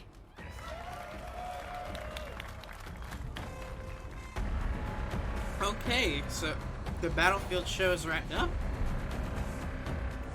What I think of the Battlefield? Holy crap, we got a really long time.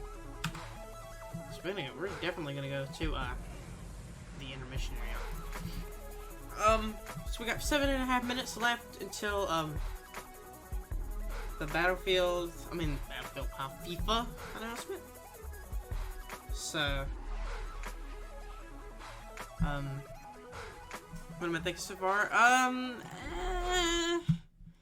It's meh to me, to be honest. The one thing I was most excited about was the oh gosh, we're getting demonetized. No. And what do I think of it? It's okay. The best thing I saw was the the thing was oh gosh, I just lost the Star Wars game. That's what I wanted. Wow, I couldn't even get it to slip out of my head. It slipped out of my head. I'm most excited for the Star Wars game. I think it's gonna be really good. What was it, Apex? Apex, the new battle, the new season looks okay, but again, I'm not interested in Apex Legends, so it doesn't. Wow, that was weird. I'm not really interested in this for Apex, and then Battlefield 5. Nah, I wasn't even I'm not interested in Battlefield 5 at all, so it didn't really interest me at all. So that didn't really. Now they're doing the FIFA. Okay. It's just weird that EA's doing the stream before. Here. Hold on a minute. Hold on. Battlefront 2. Hold on a minute. Hold on. Dennis, how you doing? Hello there. Hello. Oh, they love you, Dennis. They love you. Minute. Here's what I need you to do, Dennis. But Give me the Battlefront journey from last EA Play to here. You guys have learned a lot. Sure, yeah. So last year we announced that we'll be going to micros, Clone baby. Wars. Yep. Then we delivered the new planet of Geonosis, where the Clone Wars sort of started. Sure. We delivered a bunch of new prequel heroes and villains that our players really enjoyed.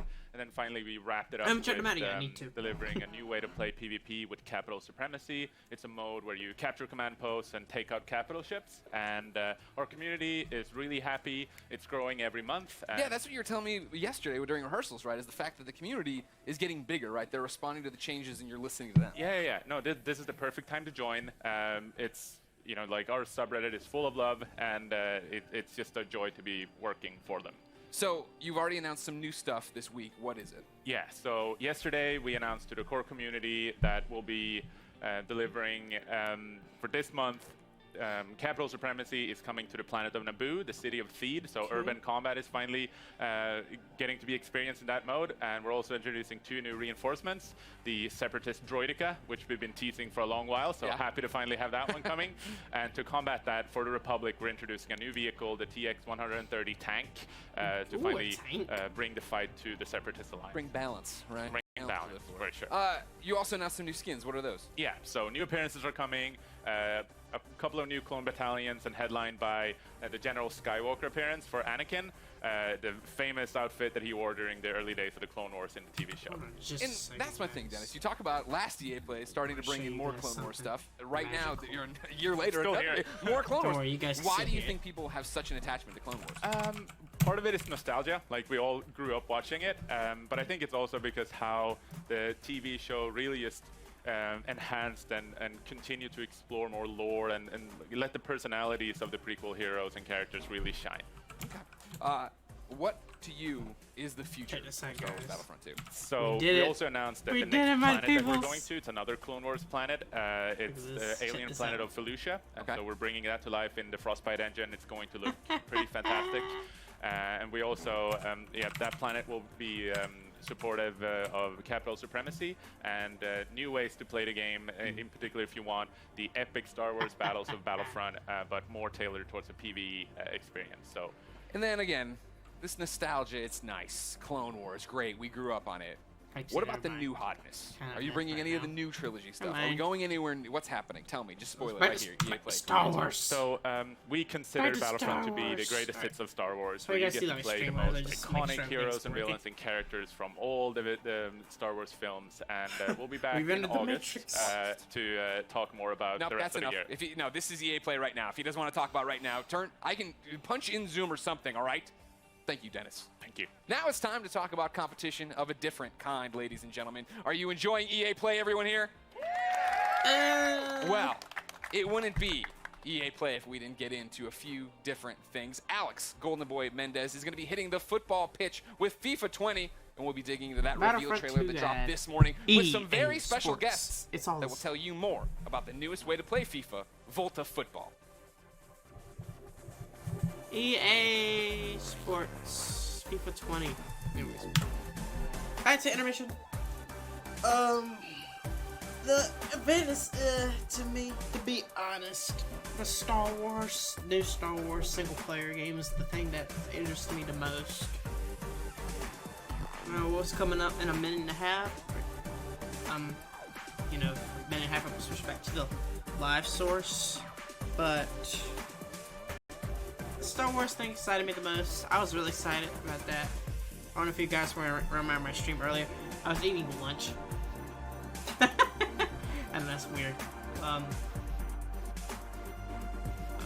And then Apex was up. I was on that. We'll go more review after the stream's over. So then, I'm gonna take a bathroom break, so I will be right back, everybody.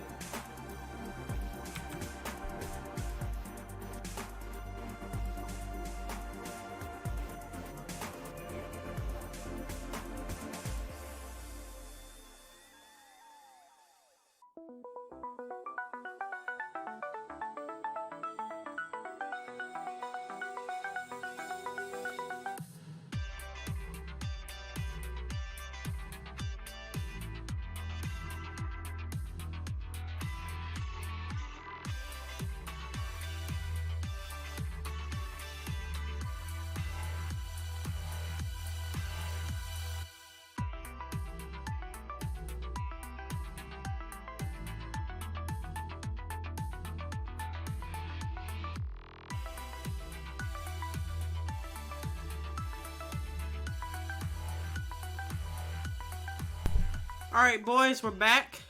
Warning. Wow. We came back with a warning. Oh, man. Rated pending.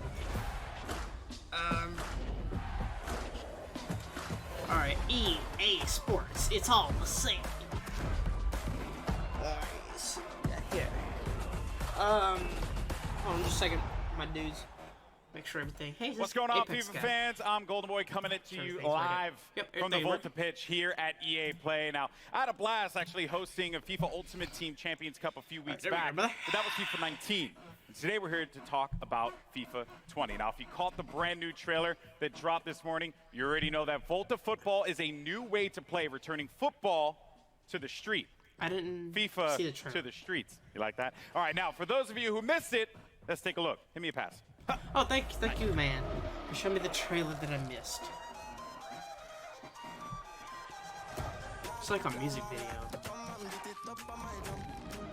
I'm getting copyright strike by YouTube, but not Twitch. Thank you, Twitch. Number one. I'm not gonna dance. It's gonna be a meme. I don't want. Yeah, I can see the flashing images now. Yeah. Oh, is that gameplay? FIFA 20. Again, I'm not a big soccer fan. You know, whatever. Suits you. Gameplay looks cool, I guess. It's probably gonna be just FIFA. Graphics look good. Trippy. Looks like my streams. So don't worry, it's not glitching, guys. It's just this is the trailer. Even if you have episode obsessed, just not watching this part because it's all the warning. There's flashing. It's just very trippy.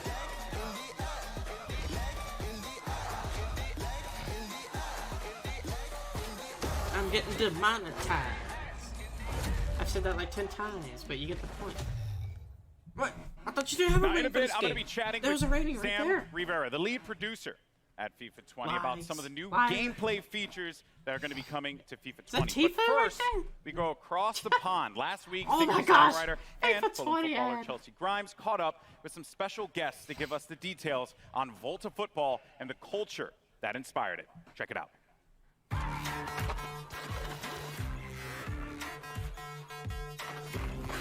What is this? Like a documentary? I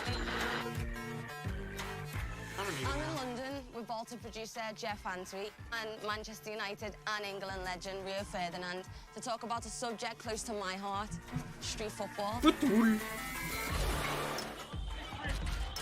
Let's actually use your feet in this one.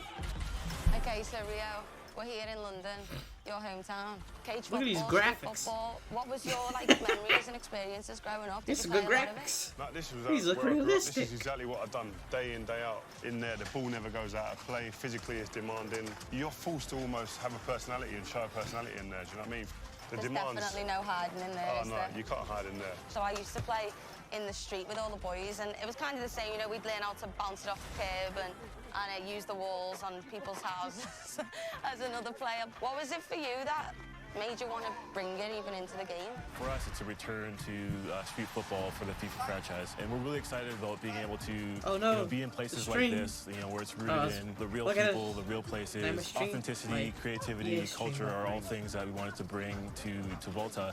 Look at that guy's footwork. Yeah, the footwork's it's amazing. That's what you can do in Volta, though. So These that's are the best part of- graphics That's part of I've the ever detail seen. in the gameplay. So you can is do being like all able these to- mad tricks like this. Oh, well, look just at being that. able to You be can- look really at his skillful with the gameplay. ball at your feet, you know, whether it's a 10 classic out of football 10. drag or being able to play it off the wall to I'm just yourself to kidding. beat your I know it's opponent real. or flick it up over your head to create space for on goal. Can you use that all the players from like the professional teams? Absolutely. So obviously with it being FIFA, we want to make sure that authenticity is at the forefront. And so you can play with or against the real players, all the licensed players that we have, all the licensed clubs. You can imagine playing Chelsea versus Spurs in this London cage. Man United another- versus Liverpool. Man United versus Liverpool.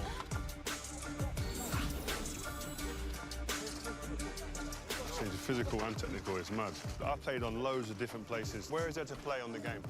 So obviously with Volta, it's the world's game, and there's so many locations that you can play with, from a rooftop in Tokyo to a London cage Hey, is that like this, game? or even an underpass in Amsterdam. So you know we want to make sure that what we're building is So the real gimmick to the is space, free real to the people. Well, where's the craziest place you play football? I was actually in a camp in LA, and I played a bit of soccer there, which I've never played it there before. The pitches are a lot nicer than when I grew up playing in Liverpool. What about you, Rio? Maybe in a favela in Brazil.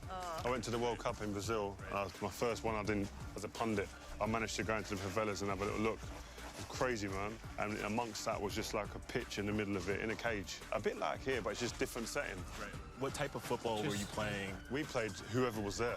So you just play with the numbers you've got. If there was 3v3, fine. If it was 5-a-side, not a problem. Yeah. So what's great is that's Volta. Being able to play 3v3, 4v4, 5v5, playing with goalkeepers, playing without goalkeepers, you know, playing in a cage like this, or playing futsal, you know, with more authentic rules. I think Volta does a really good job of representing the diversity of the game, not only the people, but also in the game style. You can treat the wall like your teammate, passing to yourself, or you can be really skillful with the ball, like, you know, like these guys are being.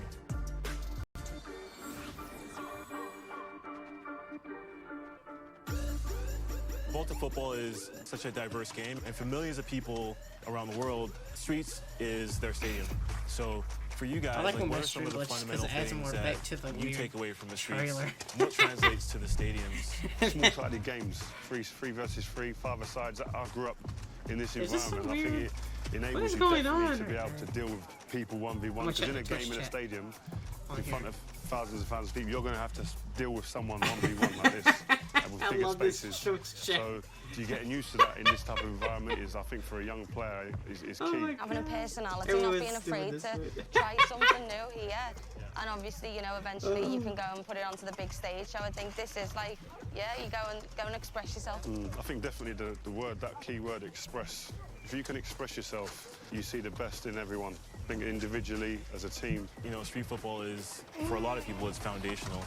And it translates to, you know, the stadiums. And for Volta, that's kind of how we built the gameplay experience. And so we're really excited about what we can, you know, represent, and being able to represent the flair and the style that you guys just talked about. I think a lot of people as well used to always associate like skills and flair without the end product. I think that's what's great about this game, is that end product's always king.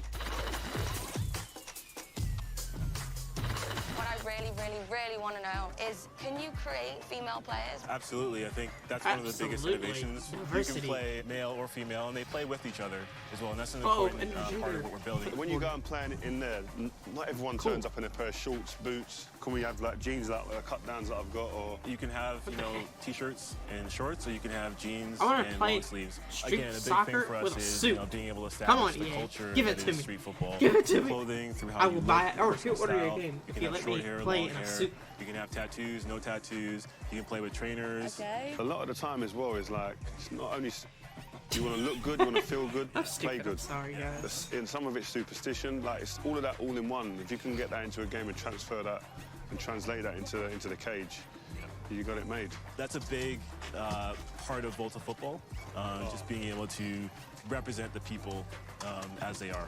You know, we want it to be authentic, we want it to be diverse, you know, we want it to be cultural and creative, and a lot of that is, you know, how you equip yourself and how you carry yourself and how you represent yourself in the game.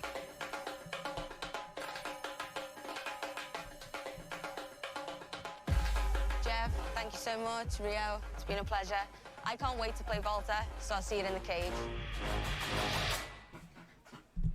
Well, there you have it. Volta football, pretty cool stuff there. Now, I can't wait to get my hands on it later this summer, but to talk to us about the exciting new gameplay updates and innovations that are going to be coming to FIFA 20, we have FIFA lead gameplay producer Sam Rivera here standing by. Sam, welcome. Thanks, Alex. It's great to Let's be give here. it up. Give it up for Sam. Thank you, thank you. Yeah. All This right. EA All right. play is weird. Pleasure to have you here, my friend. Now, here's the deal. I knew this coming into this. When they asked me to do this gig, I was like, listen, this is going to be a tricky one, right? Because FIFA has a very passionate community. I know this. I experienced this firsthand when I hosted that FUT Champions Cup.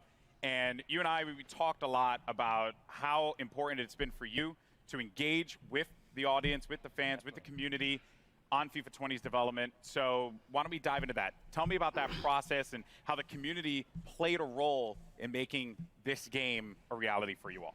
Absolutely. Community feedback is a big deal for us. The combination of community feedback and football itself is what inspires us every year to keep innovating and to create the most authentic and fun experience we can. And we know we have a big community, so this year we actually talked to over 3,000 players, from pro players to new players, casual players, hardcore players. And because we know this is a two-way conversation, we released an important Pitch Notes article at the end of May, where we explain a little bit more about how we approach community feedback. So we listen to things like shooting inconsistencies or AI defending.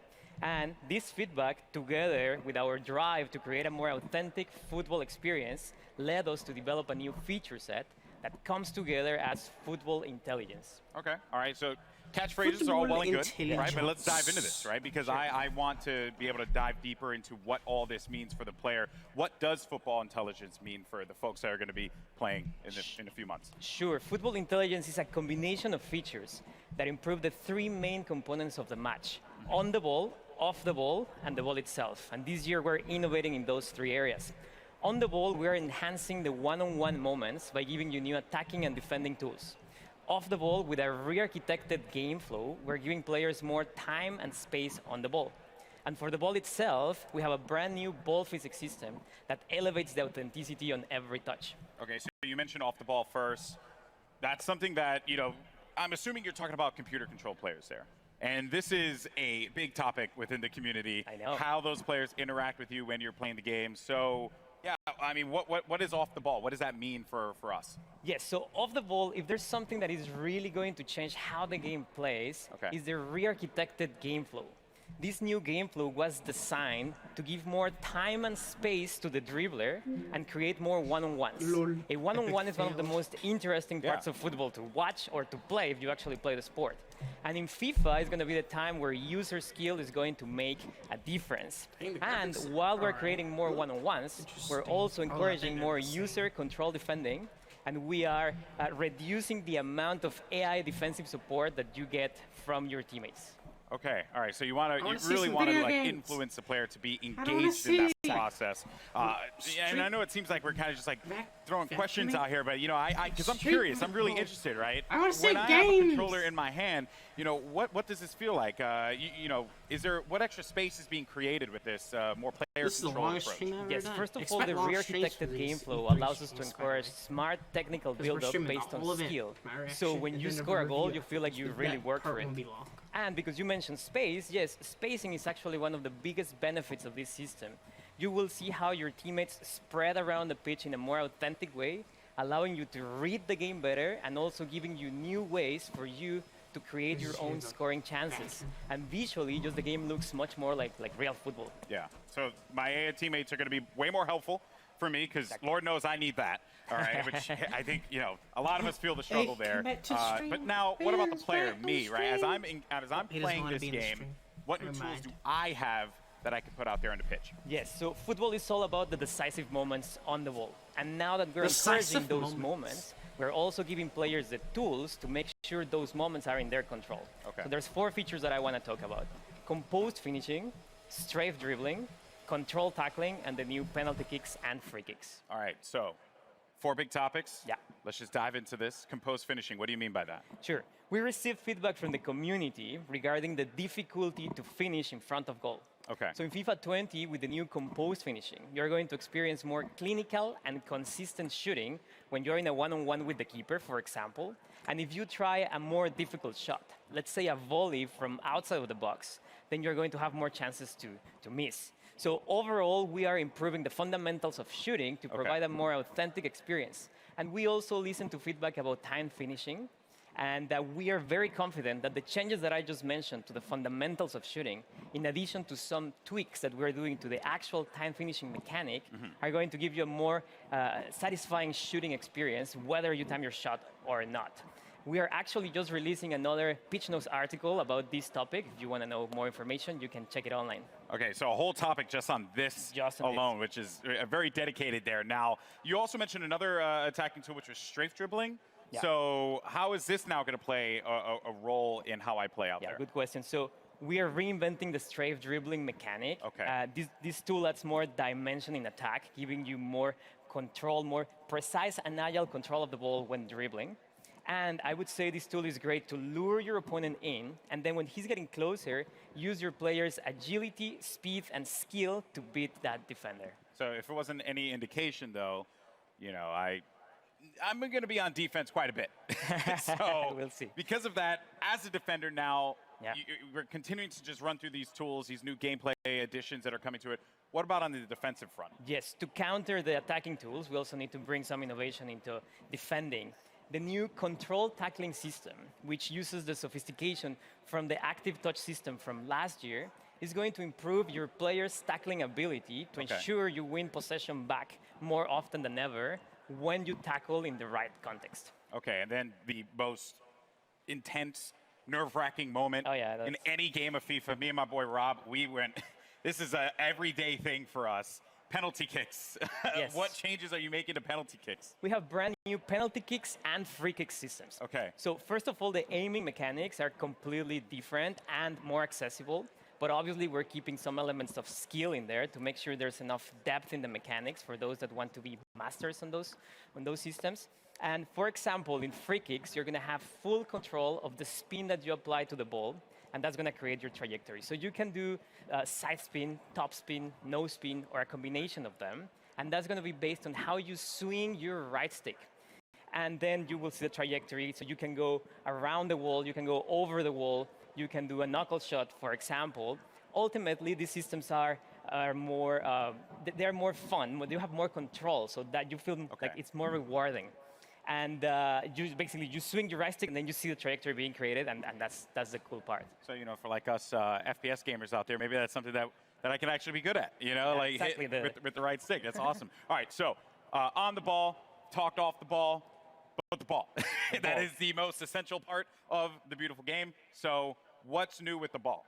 We have a brand new ball physics system, and the ball is at the center of every match. And the innovation that we're bringing to the ball this year just gives you a more authentic experience in the NL. Yeah. So we rewrote how the ball behaves on every player contact, on every bounce, on every interaction, and how spin affects the trajectory of a shot, pass, or cross. So what you will see is more realistic player deflections, more realistic bounces. And if you do a shot, let's say a finesse shot, you will see maybe more curve. If you do a lace shot, you will see a dipping trajectory, a rising trajectory. There's more variety in general. So the entire FIFA experience feels fresh because of this new ball physics system. Trying to get that ball to bounce in fun ways is going to create some interesting moments, especially for a lot of our top players out there. Now, I know that a lot of fans, I'm sure, are going to be very excited to try out these new features. And since you have the eyes and ears of a ton of FIFA fans right now, the floor is yours. Anything else you want to say to this community? Yes, so the features that I just talked about are very important, but there are many other changes that we're doing in FIFA 20, and a lot of them are based on community feedback. One of them is pace. We know that sometimes slower defenders can catch up with faster dribblers, so we're tweaking pace in FIFA 20. It doesn't mean that the entire game is going to be based on player speed, but it just means that player physical attributes are going to be slightly more important. We're doing something very similar for strength. And finally, for those players that have mastered the skill moves, we're obviously tuning some of them. Let's say La Croqueta, we're adding new ones. Or if you like to chain multiple skill moves in a row, then you will get a more realistic outcome. We're working on those. So you're telling me that Tex can't like bust out like 3 elasticals at the same time? We'll see, but you will see new behaviors there. Tex will still find a way. Tex will still find a way. Well, thank you so much, man. I really appreciate it. Now, when can players get their hands on FIFA 20? So it's going to be September 27th. Okay. And there's some good news. If you have EA Access, you're subscribed to EA Access, you can get hands-on September 19th. Wow. Okay. And then, of course, you know, EA Access coming to PS4. Exactly. That's good news. So PS4 fans will also be able to play FIFA September 19th. All right. Look at that there. And, of course, all those details can be found online, so don't forget about that. It is a hot day out here. We've been talking FIFA. I've been having a blast. And Sam, thank you so much, man. Guys, give it up for Sam Rivera once again. Thank you. Thank you. Awesome stuff. Now, don't forget, if you're in LA, come down to EA Play, try out FIFA 20 for yourself, or come watch some great street football competition at our custom Volta pitch. Keep an eye out because the FIFA team has a lot more to come between now and September. They'll be posting deep dives on the Pitch Notes platform. You get more info on gameplay, career mode, pro clubs, Volta, and because we all know you want to talk about it, FIFA Ultimate Team. So keep an eye out for those. I'm Golden Boy. Thank you so much for watching. See you later. What are we gonna do? Oh man, I'm really tired after all this. This is too much. Oh wow, we got 10 minutes. So Madden NFL 20. We are definitely going to intermission.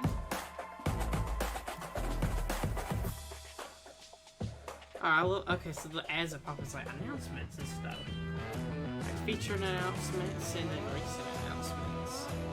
Okay. So that's what that thing is. Okay. We have 10 minutes until this presentation. If there's gonna be music in a minute, I don't know if you guys saw the Trevor Noah? I think no, he's not a musician. I'm stupid. I'm sorry. I'm really dumb. But so far, I have a lot of time to talk about this. So far, the conference has been a big meh to me. The only thing that excited me really was the Star Wars game. That was at the beginning of the stream. Apex was Battlefield 5 that got kind of boring after a little bit. FIFA 20 was just massively boring. And we're going to be in another EA Sports game, Madden 20. I'm not really excited, to be honest. Like, I wish I could just put up another game like to play till then. Or hold on, just saying. Next time what's happening. You just saw all the news on FIFA 20, and in a moment, Golden Boy will be talking with Daily Show host and superfan Trevor Noah about the exciting things we just saw. I think it's a musician. Do you think it's weird that Golden Boy gets to talk Scott. to Trevor Noah and not me? I'm Okay, done. well, I'm sorry. you know what? Get out of here. Go away. Jeez. But first, we've got a very special message about EA's Play to Give campaign, so let's check it out. What's this? Hey everyone, if you're Give watching me this a new video, game. chances are you've likely seen or even personally experienced harassment when playing online games. Give me a In new fact, game. 57% of players say they've been bullied or threatened online. We need to change that. Absolutely. Games are for everyone, and the good news is we can all do something about it. EA is donating $1 million to 3 amazing nonprofits who are all about bullying prevention and inclusion in games. Ditch the Label, Pacer, and the United Nations He for She. You can also help. Go to the link below, ea.com/playtogive to learn more about these charities. On their websites, they have advice on what you can do if you're being bullied or how you can help others who are. You can also donate. Any amount you can contribute really makes a difference to these nonprofits. With the help of Play to Give donations last year, these charities achieved some pretty cool things. He for She was able to expand its message of gender inclusivity in gaming to people around the world. Ditch the Label was able to help an additional 10,000 kids who are suffering from abuse. And Pacer reached 1.4 million people with information on how to combat bullying. Thanks so much, everyone. When we work together, we can make games a space where everyone feels safe and included. Enjoy the rest of EA Play. Can't wait for it to end. Alright, we got 7 minutes.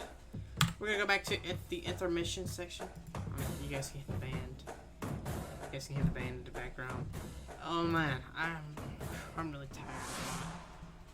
Holy Hey, crap. what's going on, everybody? Golden Boy here at EA Play once again. And just so you know, it's always Okay, good to interview give going back on to right a now. great cause. You can find out more info about Play to Give online. Now, everybody, welcome to the EA Play stage, the host of The Daily Show, FIFA superfan, Trevor Noah. Thank you for having me. Thank you so much for coming Okay, out, man. we got the Daily And, Show you know, when they host told me about this, so on here. Greg obviously very salty he didn't get to do this interview. Interested. Stuck it, Greg. So I understand you are a massive fan. Alright, we're gonna give our own Daily Show.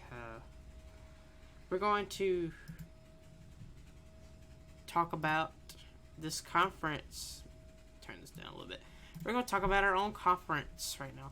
Oh wow, the Nintendo World Championships are on. I'm more interested in that, to be honest with you.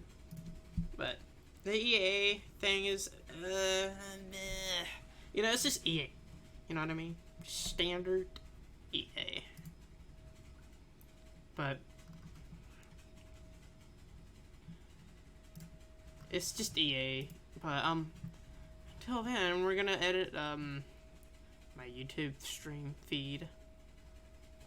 I had some tags in there to get no more noticed. Lol. EA Play. Trap Arts. E3.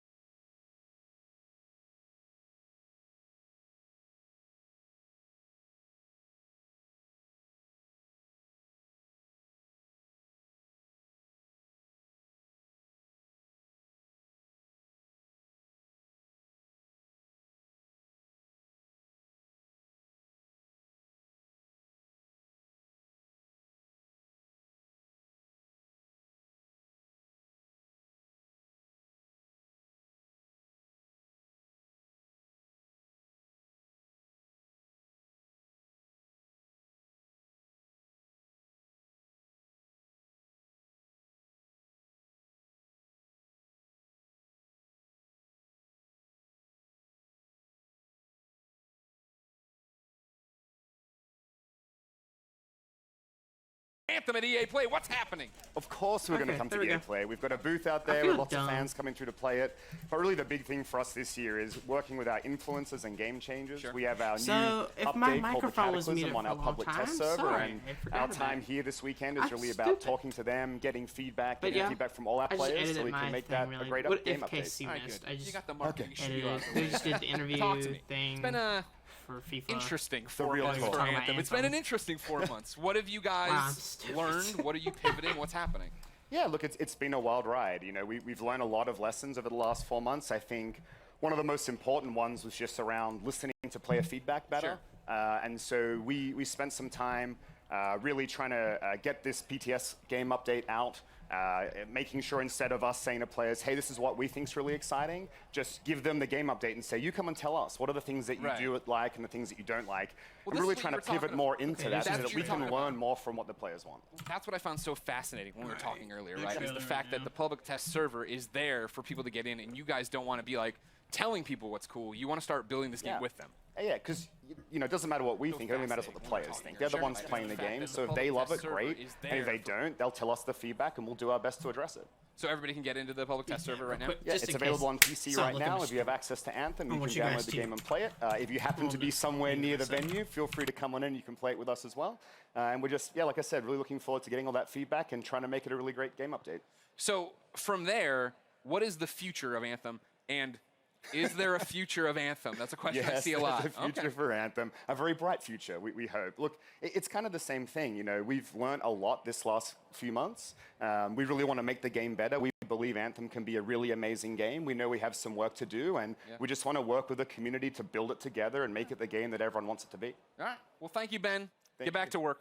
A hug for Ben. Hey, Ben, how you doing? Oh, my God. I threatened a hug. You did. Well, you didn't get a good one. Get in here. All right. For those of you here at EA Play and those of you at home, you can get your hands on Cataclysm right now. So join me and get back in the fight, freelancers. Now, everyone get excited because up next we have Adam Rank bringing you an exclusive first look at Madden gameplay with deep dives into the new X Factor abilities, face of the franchise, and more. So keep it here at EA Play.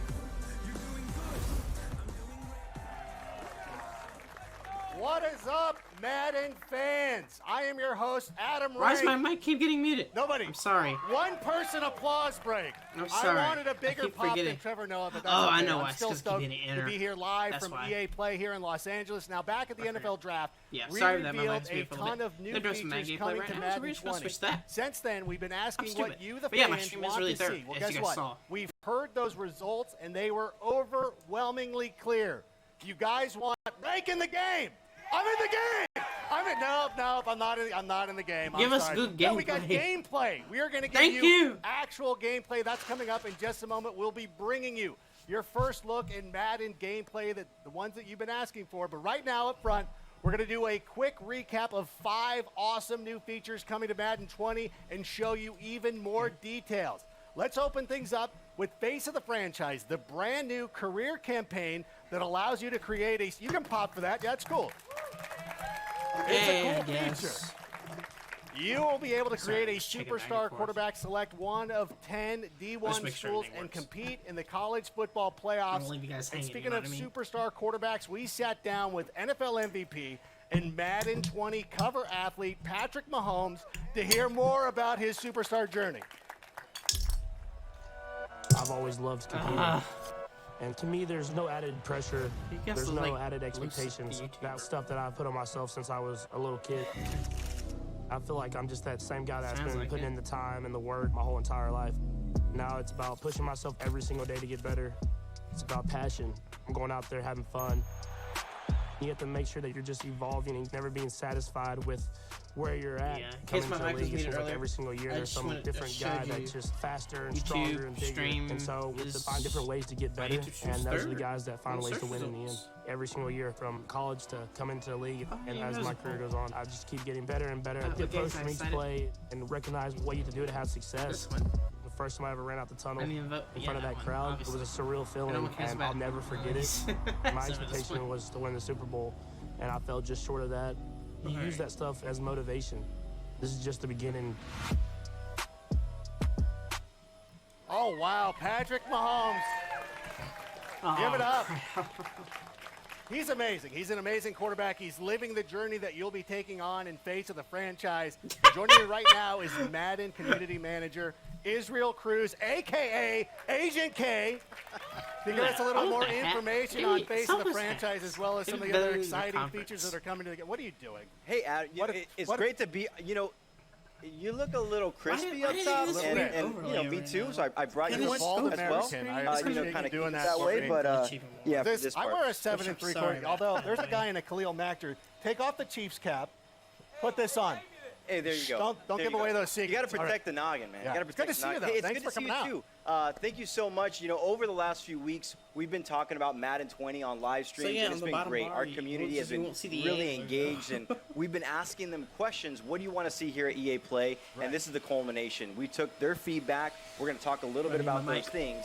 And regarding face of the franchise, our players wanted to see an NFL draft experience, kind of like what's going on. So you'll see on one of these screens right here, what's really great is you're going into the NFL draft sequence right here. You're in the green room. Your player's a little bit nervous, representing the Texas Longhorns, go Horns, and hasn't finished that cheeseburger right there. So It's still Los Angeles. The Rose Bowl from a couple of years ago, it's still looming large, though.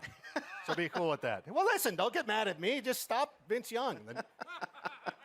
All right, so here's the thing. So this is all awesome. I love the detail there. Once you get drafted, you're now in franchise mode and all that stuff. And I hear the Pro Bowl is coming back too. What else should Madden fans know? Yeah, so it's really cool. The Pro Bowl is back in Madden 20. When you're going to go ahead and install the game, you're going to be able to play the Pro Bowl, get your hands on those superstar X Factors, play with them a little bit. But our franchise players are wanting to see more about the scenario engine, and we're going to show a little bit about that. Now, the scenario engine, what it does, it brings dynamic quests, kind of dynamic challenges into the game that help you improve your player and their ratings week to week. So that's pretty awesome. But you said it earlier, people want to see more about gameplay, so we're going to go ahead and talk about gameplay. Is there a blog where they can check all that stuff out too? Yes, there is. We've written quite a few blogs. We have Gridiron Notes, which you can go ahead and search the web. You'll find those. But we also have a franchise deep dive blog that details everything out coming to franchise in Madden 20. Okay, for all the play callers and armchair coaches, what else can they look forward to?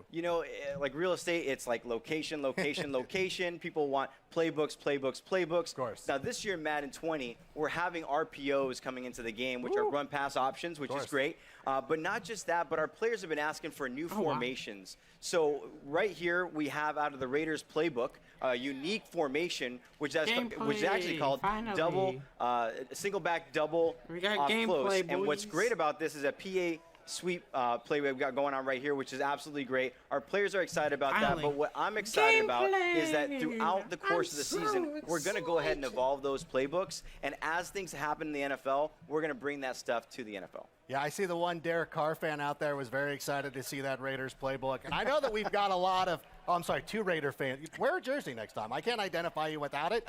It's okay. Listen, I'm talking to Israel, though. Here's the thing. Now, we've got a lot of Madden Ultimate Team fans in the house. Am I right? Yeah, right.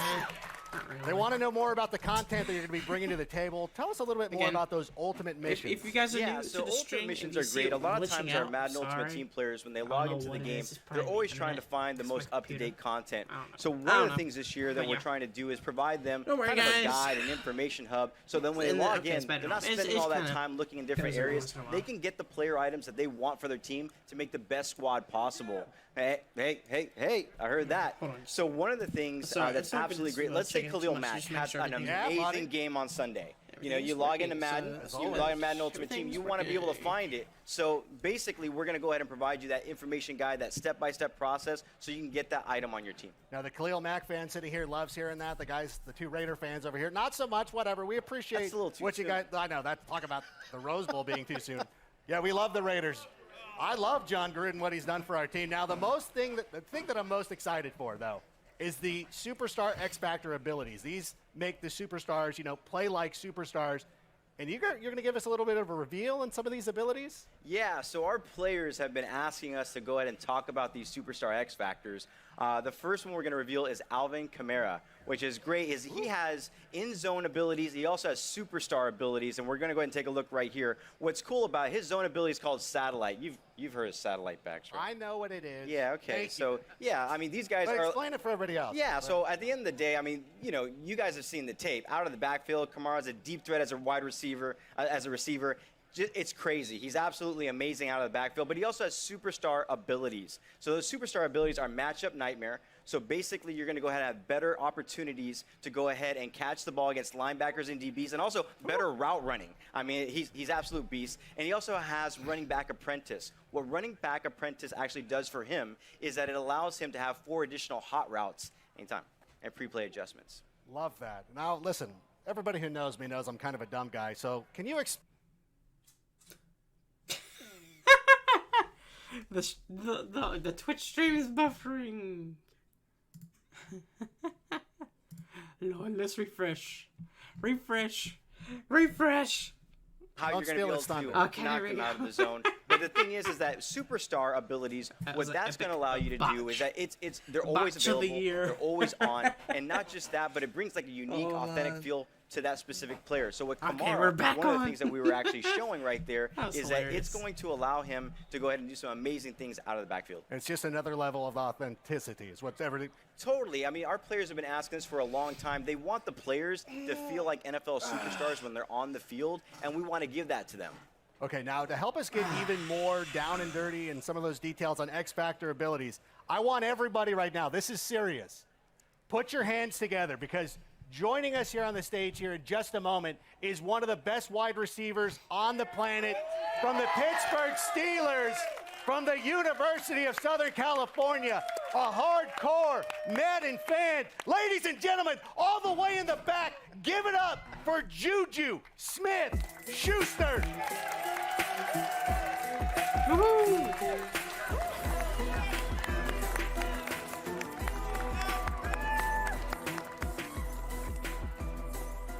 There it is. The crowd loves Juju, right?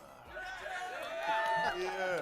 Juju. This is one of the You best guys, moments oh in my this goodness. You know what? Thank conference. you so much for coming out. We always appreciate you taking the time and interacting with the community and everything. How are you enjoying your time here at EA Play?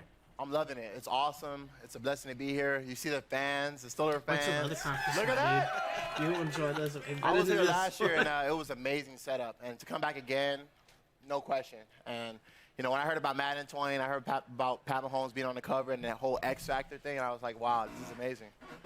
Now, you had a monster year once again. You know, you're obviously one of the best players in the league. Kind of go through the thought process. When you're on the field, you're in zone, you see single coverage. What are you thinking? When I see that one-on-one, it's the opportunity of me getting the ball, you know, knowing that the defense is coming and the quarterback has to put the ball a lot faster.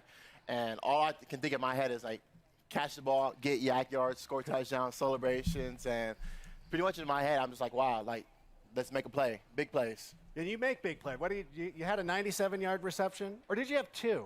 Yeah, 2. Oh, you had 2 of them. That's right. I'm sorry. I didn't mean to sell you short. Now, in addition to getting all those yak yards, you're also known for wrestling away those jump balls. So it's no surprise to me that your zone ability is double me. Is it cool if we take a look? Yeah, let's check it out.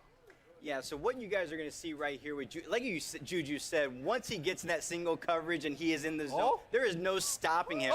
The only way that you're going to be able to stop him is to go ahead and double cover him.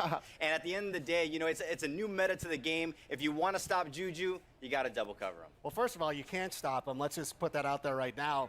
What did you think? Do you think we nailed it? What do you think? That's awesome. That's crazy. That's definitely something I see myself doing. You know, the double coverage, especially this year, it's gonna be super exciting, and I just can't wait. You know, having an X Factor, I can't wait to use it in the game, use myself in the game. And are you ready to check it out? Are you excited to start playing? Super excited. All right, well, you're in luck because we've got Madden 20 playable right here at EA Play. You and Agent K can go try it out. Agent K, is there any way that our fans at home can maybe try this out as well?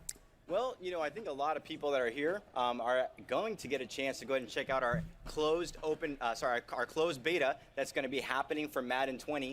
It's going to be happening on June 14th to the 16th. But I believe over at the Madden booth, we're giving out some codes. You guys may have seen it. So if you haven't checked it out, go over to the booth. There's going to be a blog up. I believe Man of the People, Z Farls, is going to go ahead and be talking about that, putting out, check out our social channels. All that information is there. I brought a couple of codes here for Juju. We're going to give Juju some codes as well. We're also going to be sharing on social channels. Check that out. A lot of great information. Do you want some, Adam? Do you mind? Are you sure? Hold on. But no, it's actually awesome. But not just that, but we're going to work with Juju. He's going to be giving out codes on his channel. So again, tune into our social channels. All the information there about the closed beta happening on June 14th to June 16th. But since you're here, you guys can grab it early, download it, and get ready for June 14th. All right, thank you so much for coming out. That'd be so Israel, Juju, go play the game. Awesome. Go play the Go game. play the Give game. a round Give me of those applause. Juju. Someone's gonna snatch those. Juju Smith-Schuster, there he goes, handing out those codes. I don't know that you're going to get those back. I never felt I don't know if 20. he's going to. Add. All right, well, Juju's going to go get a taste of what Madden 20 is all about. But don't go anywhere, guys, because we've got even more Madden 20 gameplay to show you right now. Because please welcome to the stage our senior gameplay designer, Clint Oldenburg. Put it together, everybody.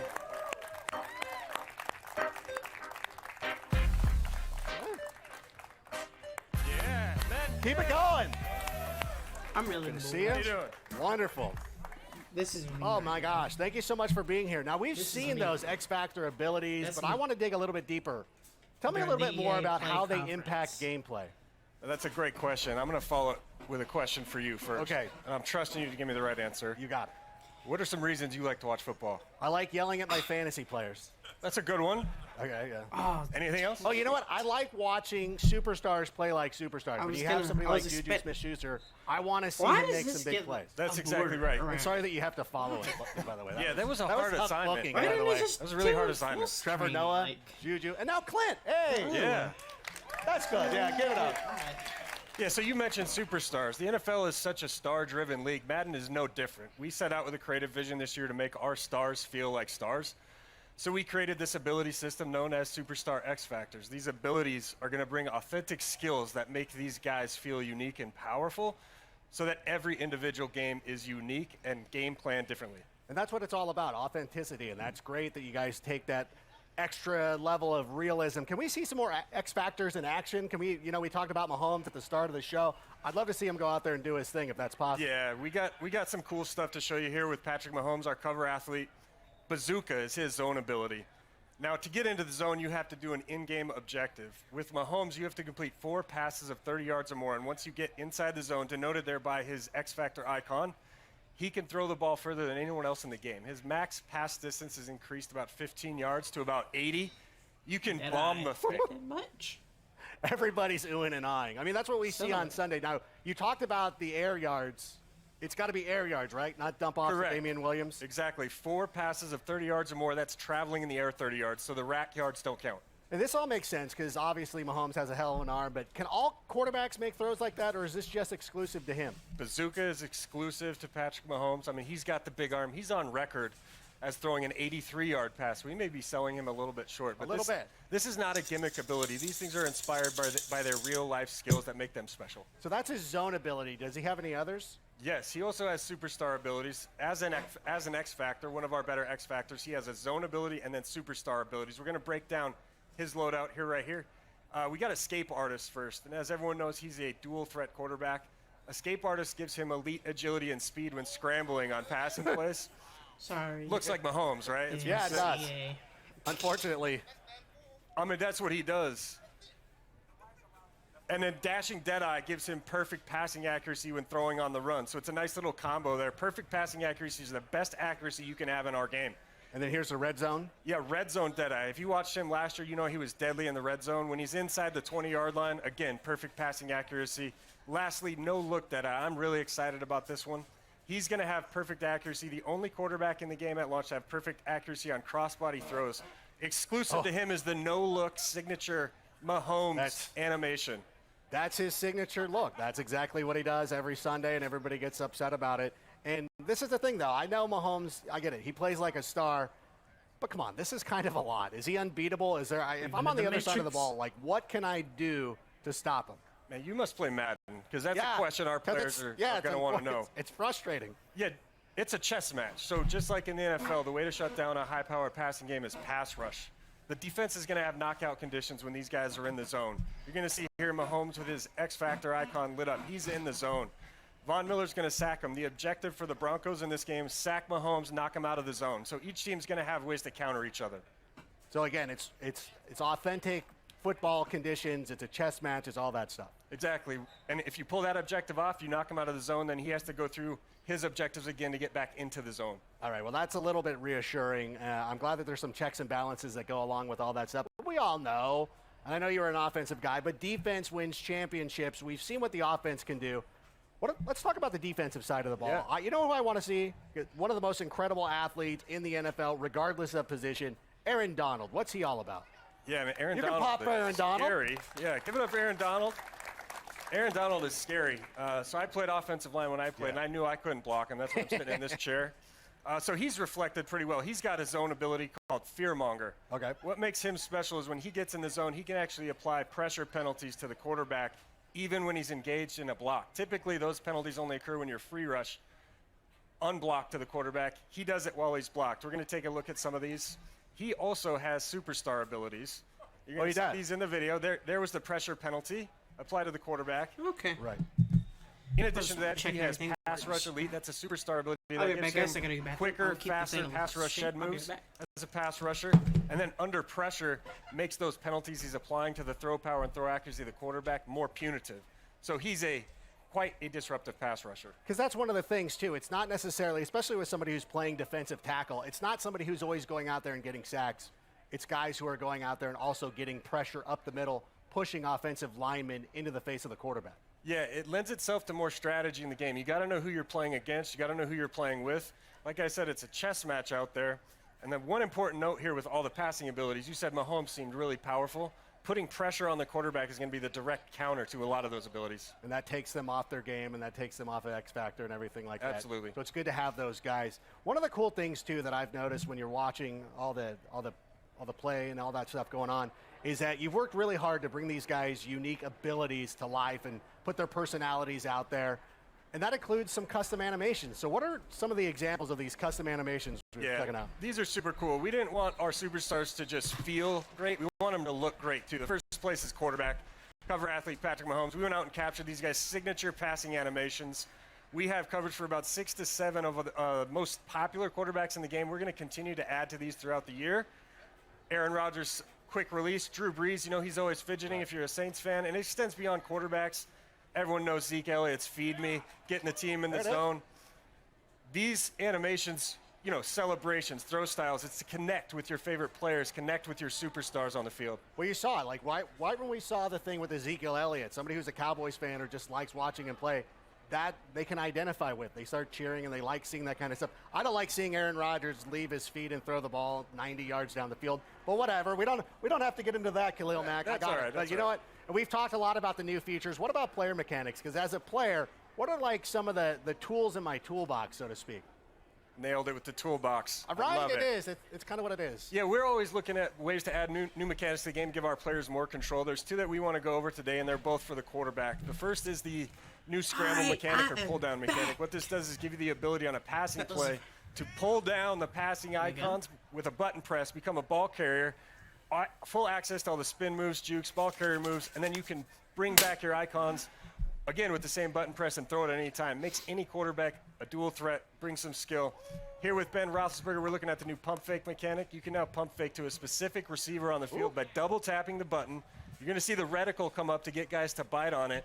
It could dual purpose mechanic. You can also use it to pull down if you feel like you've made a poor decision and you want to cancel the throw. Just quickly double tap it, you'll pull it back down. So you can, kind of pump fake it to an outside guy and then check it down to a tight end or something like that? Absolutely. You can even use it on double moves. If you want Juju to run a slant and go, okay, pump fake it on the slant, take him deep. Oh, that's amazing. And it just keeps getting better. And you know this. You played in the NFL not too long ago, but the game has changed so much in the number of years since you've been gone. We've seen a lot of college coaches come in, and they've brought in their offenses, and most recently Cliff Kingsbury down there in Arizona, bringing in his high-powered offense. Kyler Murray, you know, not a prototypical quarterback. He's shorter, but they're going to do a lot of that run-pass option. Are you bringing that into the game? Yes, super excited to announce that we are delivering RPOs, as they're known. I mean, you know, you can't watch an NFL broadcast without hearing that acronym, RPO. All they talk about. 13, 14 times, right? So this is a concept taking the entire football world by storm. We actually have 3 different types of RPOs in our game. We have alerts, peaks, and reads. I'm going to break those down really quick for our players. The first is an alert. That's a very basic pre-snap read. You're calling a running play, and you're going to look at what the defense is aligned in. If you think you can run the play, you just call the play, you hit nothing, you'll hand it off, and away you go. However, what's cool about those plays is you can branch out of that handoff at any time just by hitting the receiver icon and throw it if he's open. So that's a really cool way to be creative on offense. And then there's 2 other types. The peak, more similar to a read option. You're reading a single defender on defense, looking at his behavior after the snap. If he bites on run, you could pull it out, throw to your receiver, and if he sits back on pass, you just hold the button down, hand it off to the running back, gain yards on the ground.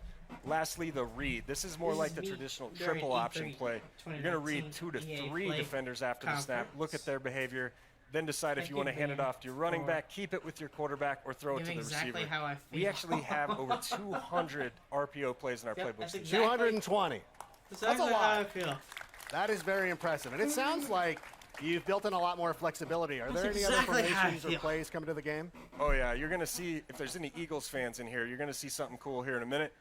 We got new animation technology as part of our RPO story. So we were able to put in a lot of these cool concepts you're seeing in the NFL right now. Philly Special is in the game. Look away, We're going to see Patriots that fans. on the gameplay right here. There it is right there. We also have a lot of jet sweep touch pass concepts. You're seeing the Chiefs and the Rams, teams like that using end arounds. You're going to see a lot of fresh, unique content in the playbooks. And the cool thing is, we're going to be updating the playbooks all season long to make sure that we're staying up to date with the NFL. This is all amazing. Thank you so much, Clint. I cannot wait for this game. And we've dropped a lot of awesome info here about Madden 20 here at EA Play.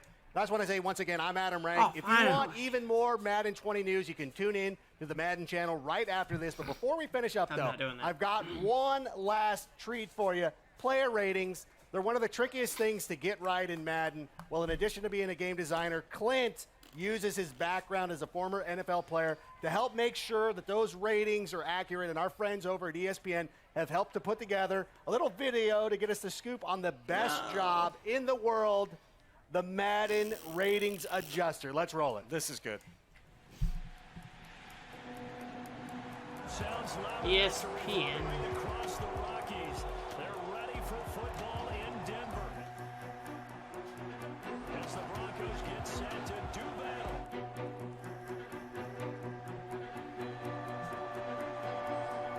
At least it's sticking. There's no stupid border. Gosh, that's over. Easy. A 90 overall? Yeah, y'all got my jumping weak, bro. I seen that. My Madden rating is horrible. It is trash. We're trying to make our game match what these players are doing in real life. I would like Saquon Barkley's jump to be accurately rated. It should be like 93, 94. And if they think that we have it wrong, they're going to let us know about it. We hope I can get to the 90s range next year. My catch rating got to go up a little bit. I can't be dropping picks on Madden. I need my speed up. Just turn the notch up a little bit for you, boy. Mine sucks. Who does my Madden ratings? Hey, Clint, go ahead, Clint. Yeah, I'm coming to you. I'm Clint Oldenburg, and I'm a Madden Ratings Performance Adjuster.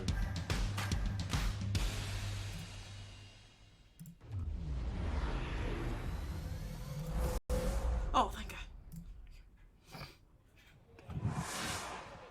Between those new X-Factor abilities, face of the franchise, and the RPO, and all that gameplay, Madden fans have a lot to be excited about. And now, I can't wait for our final show of the day. It's more epic than Star Wars, more extreme than Battlefield, and more competitive than Madden, FIFA, Apex Legends combined. That's right, I'm talking about The Sims. But before we talk Simlish, the Apex Legends Wattson reveal earlier has inspired me to come up with some legend ideas of my own. So I'm now joined by Apex Legend game designer Griffin Dean has agreed to hear my feedback. Griffin, to you, what makes a great legend? So in a lot of ways, it has to do with the way that they interact in the ecosystem of characters and a lot of sort of creating interesting interactions and choices for players. So a lot of it has to do with sort of the way that the legends work together as a unit rather than them individually. All right. Yeah. Well, I didn't really base my picks or my descriptions on that, but I can work on the fly. All right, Let me first off tell you about the Grabbler. The Grabbler? The Grabbler. He likes to take things. He takes things. Okay. So he could be taking people's ammunition. Okay. He could take that. You know, you put your pings up. He could take away pings. Okay. Is he a kidnapper? You might ask. He's not above it. He doesn't define himself as a kidnapper, but he's not above it. So I like the name. It seems like you could do a thing where like teammates' items just appear in his inventory as his passive, and he's like, I don't know where these came from. It just kinda, it writes itself. I mean, It does right there, yeah, right? I was thinking about with this taller Gibraltar. Taller Gibraltar. Okay. Gibraltar. But 2 inches tall. 2 inches tall. It's enough that you notice, but not enough where you're like freaked out. I don't know if the level can support that hitbox. I thought you called yourself a video game developer. You know, all right. You know, You're Respawn. This is. What about Portillo? Portillo, what is? He's my wiener dog. A lot of people have a problem with me on the internet. No one ever has a problem with Portillo. Okay, you know, that's thematically, I could see that working. And then what about Dwayne the Rock Johnson? Huh? If you're some no explanation needed. Yeah, no, that's you just. I feel like there'd be a lot of wrestling involved. Well, I mean, he's very versatile. That's true. I don't think you understand The Rock anymore. Go over there. Okay. Get to work on these ideas. All right. Vince said I had just a blank check. All right. All right. Go do your thing. Will do. Hey, if it isn't Golden Boy himself, how you doing? You killing it? I haven't gotten to see you today. I know a little bit about Dwayne The Rock Johnson. Yeah, I know. Titan Games, NBC, whatever. Just you're saying. Big time now. You're a big deal. Just throwing it out there. All those ideas, by the way, were freaking awful. Just want to throw it out there. I thought it was Portillo. Except for Portillo. Portillo's a winner. Portillo's the only thing that gets me over. No, everything else is you're getting buried, but Portillo always over. Alex, what was it like talking to Trevor Noah?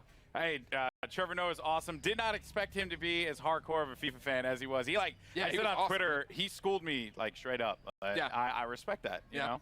I like going toe to toe with a fellow wordsmith on the stage. You know. All right, fine. Ladies and gentlemen, what did you think of Trevor Noah? Let us know in the chat. I'm sure someone's looking at it. But right now, we are not done yet. Everybody get excited because we're finishing EA Play Strong with an in-depth look at what's new for The Sims 4, including the world-exclusive reveal of a brand new pack. Yeah. Stay tuned.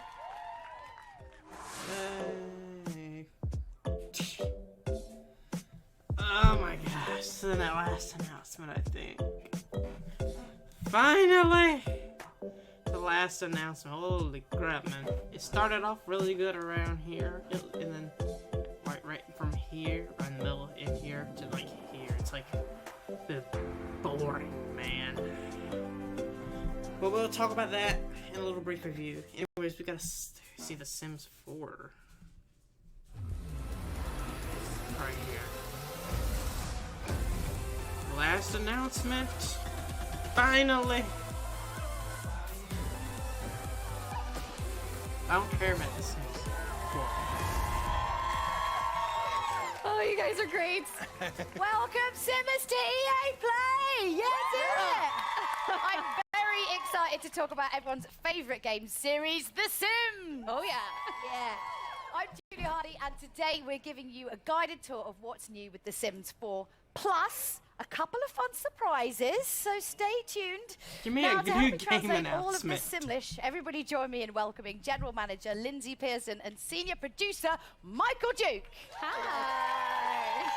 Thanks so much for coming out, guys. So I'm super excited. I know you guys are super excited. Yeah, absolutely. I've been with The Sims a long time, and this is one of my favorite things to do, is come out and see all of you and tell you exciting things. Absolutely. And I mean, it's going to be a big year for us. It's actually, we're celebrating 20 years of making The Sims this year. Yeah. And Lindsay and I keep debating it, but I think this is going to be the best year yet. I think it might be. That's crazy. Well, I mean, really what we want to know is, what have you got for us? Come on, tell us everything. Of course. DLC Well, it is at the EA Play. We couldn't come paper. empty-handed. So we'll start with our big one first. I'll let you take that. Absolutely. So we have the next expansion pack for The Sims 4, Sims 4 Island Living. Let's check out that trailer. Yeah. Oh, we got a trailer. A game trailer. This is the Island Tropical Theme DLC. This is weird. Hello, child. I think I should demonetize this. It's tropical themed. Whatever.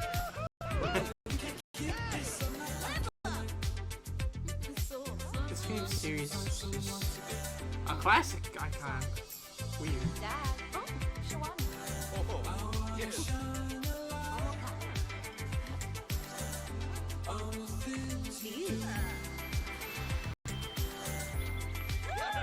No! Cleaning simulator.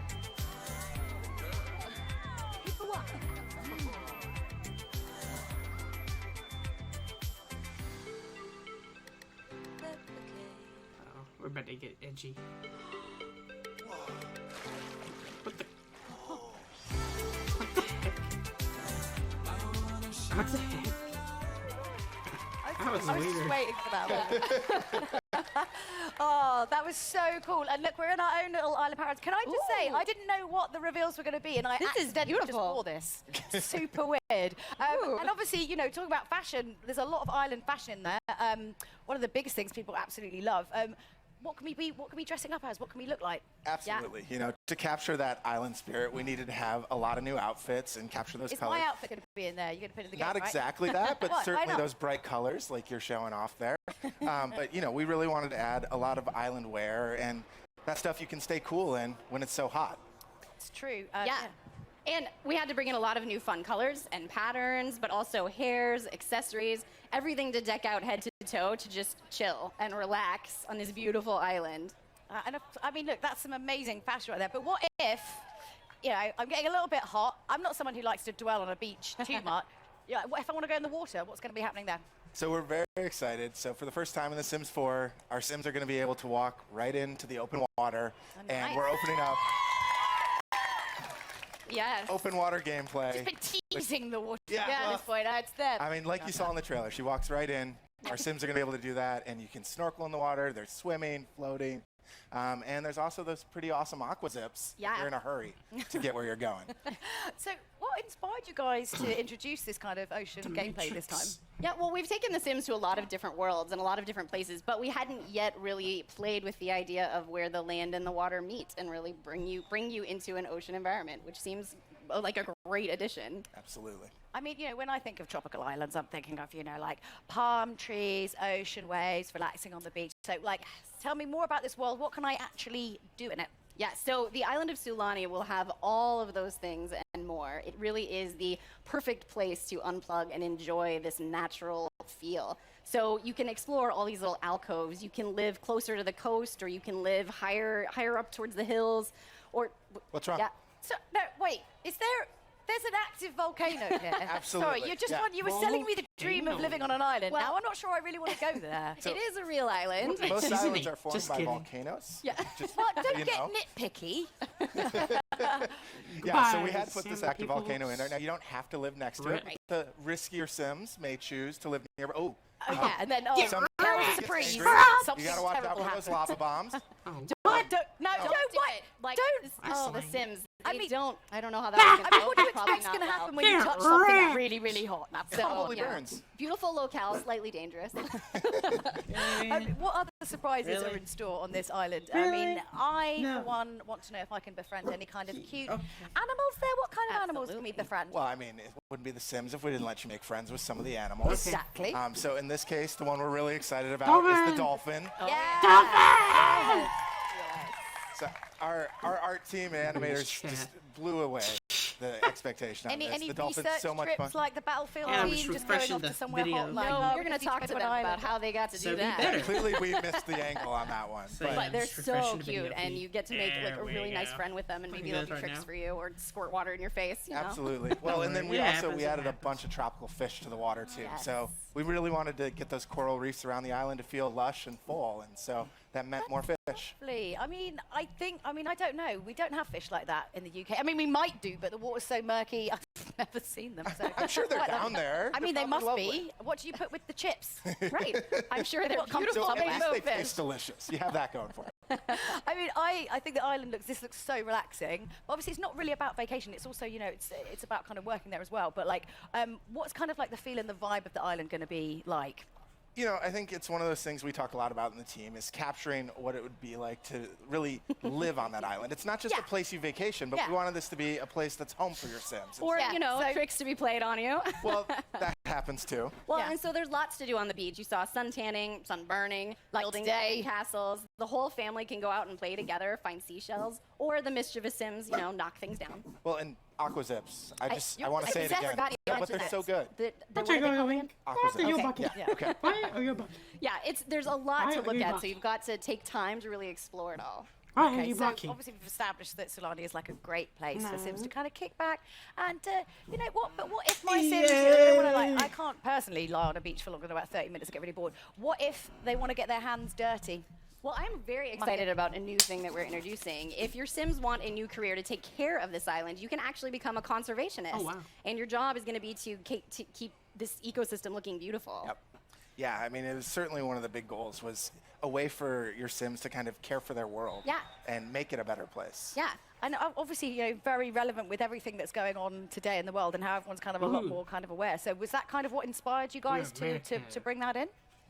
You know, I think there's a few things that really hit us. I mean, the first was just, it's something we all care about. A lot of us on the dev team worry about the environment and what's going on, but we talked about the idea that this island's this closed ecosystem, and so your actions and choices are going to have a lot more impact. And so something new we've added here and we're really excited about is the island actually changes over time. So if you're taking care of it, it'll actually become more lush. You'll see more greenery, brighter, beautiful flowers, and there's Lindsay's favorite part. More butterflies. So she really cares about us. But it also, today happens to be World Oceans Day, which is amazing. That's exactly what we were talking about. Like, how do we take care of these ecosystems? All right. So obviously, Sulani's really, really beautiful. You know, you can kind of go out there, but like, sometimes you want to make a little bit of cash. I mean, you know, like barbecue meat, I presume, is expensive. I don't know, but so how can we make some extra simoleons while we're there? Like we said, we wanted to make this place you live, which means you've got to have a way to earn some simoleons. Yeah, and so the gap year has to end sometime. You have to go home and earn some money as much as we So we added a couple like odd jobs and things that you could kind Ricardo, of work on the hours you wanted to, right? And so we've added the ability to make fishing more of a career, and then also the lifeguard, so you can get your tan while you're working. If you want to spend more time in the water, you can be a dive instructor. There's a lot of different ways to just pick up a job when you want and earn a little bit of money. Yeah. So I suppose one of the important things as well is, as it's not a vacation, as you are actually kind of living on this island, obviously, you know, you have to kind of be aware and know what's kind of part of local culture, because you're not just there on holiday and you go in and go out, you're living there. So what kind of, you know, the side of culture of the island can we actually see within? Right, yeah, this is a place that you live, and the locals are super friendly, actually, and are going to come and help you out with all sorts of different things as you explore the island.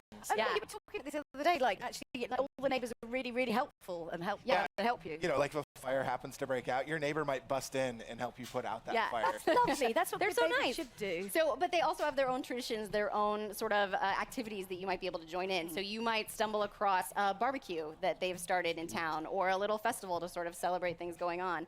And you might even stumble into a kava party. Sorry, what, a kava party? What's a kava party? So a kava is a special island drink that your sim can learn how to make and share with their friends on the island. It's one of the many delicacies you'll learn kind of exploring life in Sulani. Yeah, I think it's one of those things we talked about was we wanted to have this island have a little history to it, just some sense of feeling of some people have lived here a long time, and there are traditions that are unique to this place, the world of Sulani. So how can we kind of learn more about the island's history, like when we're there? How do we do that? Aside from, you know, drinking kava. Well, I mean, that might be one experience you should try, but on top of that, something else the team was really excited about adding is there are these elementals around the island that are kind of these spirits, these ancients who care a lot about Sulani, and you know, they want to see their world taken care of, and when you do good things, they might be really happy and pleased, and if you're bad to the island, I don't think they may not will approve. Appreciate it. Yeah, you know, it's like a sting in the tail. Yeah, well, and we added some new traits with this pack that we wanted to really let, if your Sims are super in touch with the land or that's important to you, you know, they can really get in touch with the water or the land and unlock some new behaviors. Yeah. Okay. So from like, what we've kind of seen in all the videos, it feels really inspired by like Polynesian culture. So how did you kind of go about kind of educating yourself to like bring that into the game? Well, every time we make a world, we want to learn a lot about the influences that could go into that place, because it's not a particular real place, but it's inspired by real places. So, short of flying there and researching it ourselves, we reached out. Work that into it. I'm sorry. Yeah. Well, EA is a big global company, so we were able to reach out to a lot of our friends and coworkers across the company and say, hey, we're looking at exploring a place inspired by this culture. Yeah. And could you share with us some patterns or iconography or symbols or even items that mean something to this culture, so we can try and create them in a way that feels rich and feels authentic? Well, questions just like, what was iconic to you, or what do you remember when you think back to living in that place? Right, and some of our specific decor items came exactly from those recommendations, which is really cool. It's these nice touches that I hope make it feel familiar while still feeling like a new Sims world. Yeah. So not to make light of all that, because I think that's fantastic, but I really feel like I've been quite patient up until this point, and you haven't really mentioned it yet. Mermaids! What on earth's going on? Come on, let's cut to the chase. Mermaids! Mermaids, tell us everything. There are mermaids. Yes, so mermaids are in the pack. Merman. And I know lots of players are going to be wondering, it is a very fully featured call. You can Yep. take them into cast, you can create and style your mermaid, lots of different tails.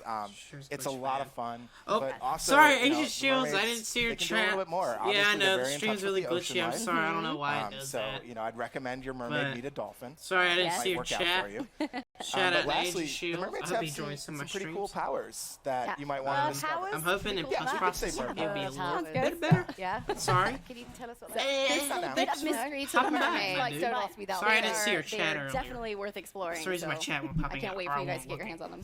So, of course, I would just love to keep talking about mermaids, but no conversation about The Sims would be complete without a chat about, obviously, interior design. So, kind of what's new for the architects such a out there. noob. I can't even Homes, look new at my furniture. We chat. saw some, I'm I'm pretty not sure we saw worthy. some houses on stilts as well over the water, right? Yeah, so I think, you know, first and foremost, lounge chairs. We're going to go to Island. We're going to live the beach life. I don't want to sit upright if I'm relaxing. I'm sorry. We No had one to- sitting on the snow. We had to bring the lounge chairs in, but then also a lot of that decor to really capture that Polynesian feel, right? And so we wanted to make sure there was that clutter that felt authentic and let it feel like this was home. Yeah, and you can go for this more sort of local style cabana on the beach, or you can go for something a love little this more chat. high end and modern. We really wanted you to feel like you could create the getaway I of love your this dreams. chat. Yeah, for sure. And I'm so 100% sold on the houses over the water. I'm much more of a kind of modern sort of house. For sure. And you might have noticed too, she was able to jump right off of that deck out into the water, which is The great. best. Like your perfect little escape. It's all good. I'm feeling the diving into the water vibe. I know, it's toasty. See if I can fix my stream. I can't wait to check out obviously the new Weirdness. Island Living expansion pack. And now that I've got a feeling out that some of you, that you've got some more exciting additional information as well for us. So it's not just that. You've got a bit more news to share. You have I some want more a new news. In game fact, we're announcement. gonna kick I don't want to somebody see else the for this same games that's announcement. been out. So, here's The Joey games we Graceffa. know about. Hello there, everyone. I got a Joey Graceffa, YouTuber. and if you didn't know, I absolutely love The Sims, and I'm so excited to announce this upcoming partnership with one of my favorite games. So this Apex summer, Legends. The Sims is actually partnering with the amazing It Gets Better project. As part of this partnership with It Gets Better, Sims is going to be releasing Pride items in all The Sims products in the next few months. There's going to be a variety of It Gets Better and Pride Oh my clothing God. in Sims Free It's Play, terrifying the Sims on the mobile stream app, and is Sims free. 4.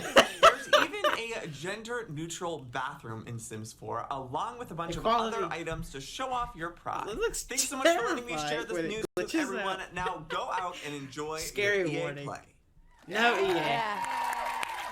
Diversity. That's so cool to see. That's really, really cool to Well, it's see. that month, Thanks so so, much yeah. to Joey for showing for that. So I mean, changed what a my great partnership YouTube as well to be icon announcing, of on course, because it's to the it's rainbow it's one, Pride 'cause Month, of it's that Pride month. Week here in Los Angeles.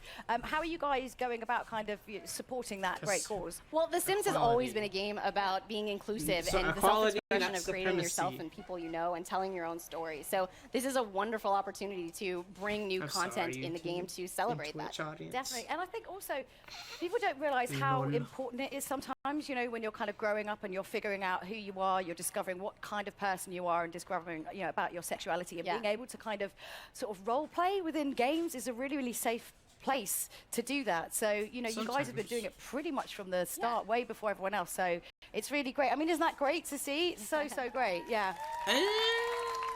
Well, it's something we're very proud of, and having been with the game a long time, it's something that keeps making me excited about being able to do more. Yeah, I love when we get to do stuff like that. It makes what we do feel so much more Yeah. powerful and meaningful, and I always beam getting to tell people that I work on this game Yeah. and that we do such amazing stuff. And also when we get to hear from our community about the experiences they've had or how the game helped them get through a tough time in their life or realize something about themselves, it's just that stuff really keeps us going as developers. People forget how powerful gaming is and how much it can really kind of affect and change you as a person. Take and show that, you news stuff. media. It's amazing. Gaming So is when can we get our powerful. hands on it? Yeah, so Joey mentioned briefly, but starting June 18th, the Pride content will come to The Sims 4, and then it will start rolling out over The Sims Mobile and The Sims Free Play a little bit later. That's right. So keep an eye out for that. Absolutely. Is Sims Free I Play? mean, that's great, but I mean, I think you've actually got, this is such a ridiculous, and it's back to back, right?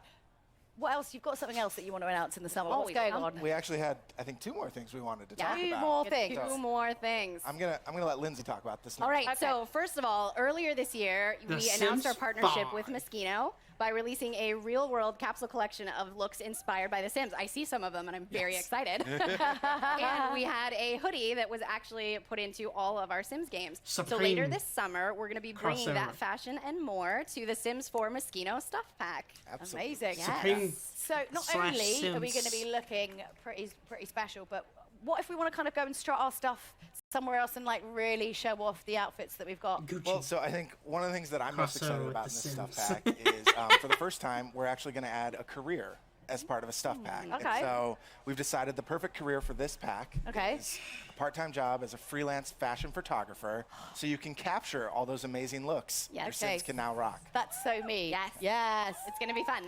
That's Looks gonna be really good. amazing. I'm excited. Oh no, mouse cursor. Wow, well, we've covered so much so far. A new expansion, a new partnership, a new stuff pack, but we're not done yet, folks. Oh, no. Michael and Lindsay brought one Hurry more up, big EA. surprise for all of you guys. Well, so take it away. yes, I know you're all hoping, so we thought maybe we could tell you which game pack we had in mind. Ooh, I don't know. Supreme. I think maybe we could conjure up something. Supreme X All right, Sims. Mike, I'll let you spell it out for I them. hate Supreme.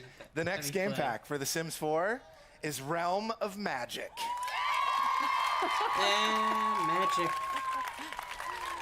I wanted Supreme. Come on. That's amazing. I mean, Just when are we kidding, going to get I'm more just info on kidding. this? I mean, aside That's from the fact that gonna be you a just told us just terrible now, idea. like you only just told us, but when are we getting more info on this? Yes, so we will tell you more about the game pack later this year, so you'll have to wait a little more. But it is coming this fall. It is coming this fall. Yes. In the stream, Wow. so I can I talk can't about wait. These guys clearly can't wait. So, We've Lindsay had and a Mike. couple community members asking for Yeah. that. Yeah. Oh, I see. We're That's very a excited. popular Who request. doesn't love Get it? out, mouse It's cursor. true. So big thank you to Lindsay and Michael, and thank you so much for showing us what's next in The Sims 4. So let's just quickly recap this because there's a few things to get through and it's hot and you might have forgotten. So the Island Living reveal trailer is live now. The expansion is playable here at EA Play and you can play it at home soon.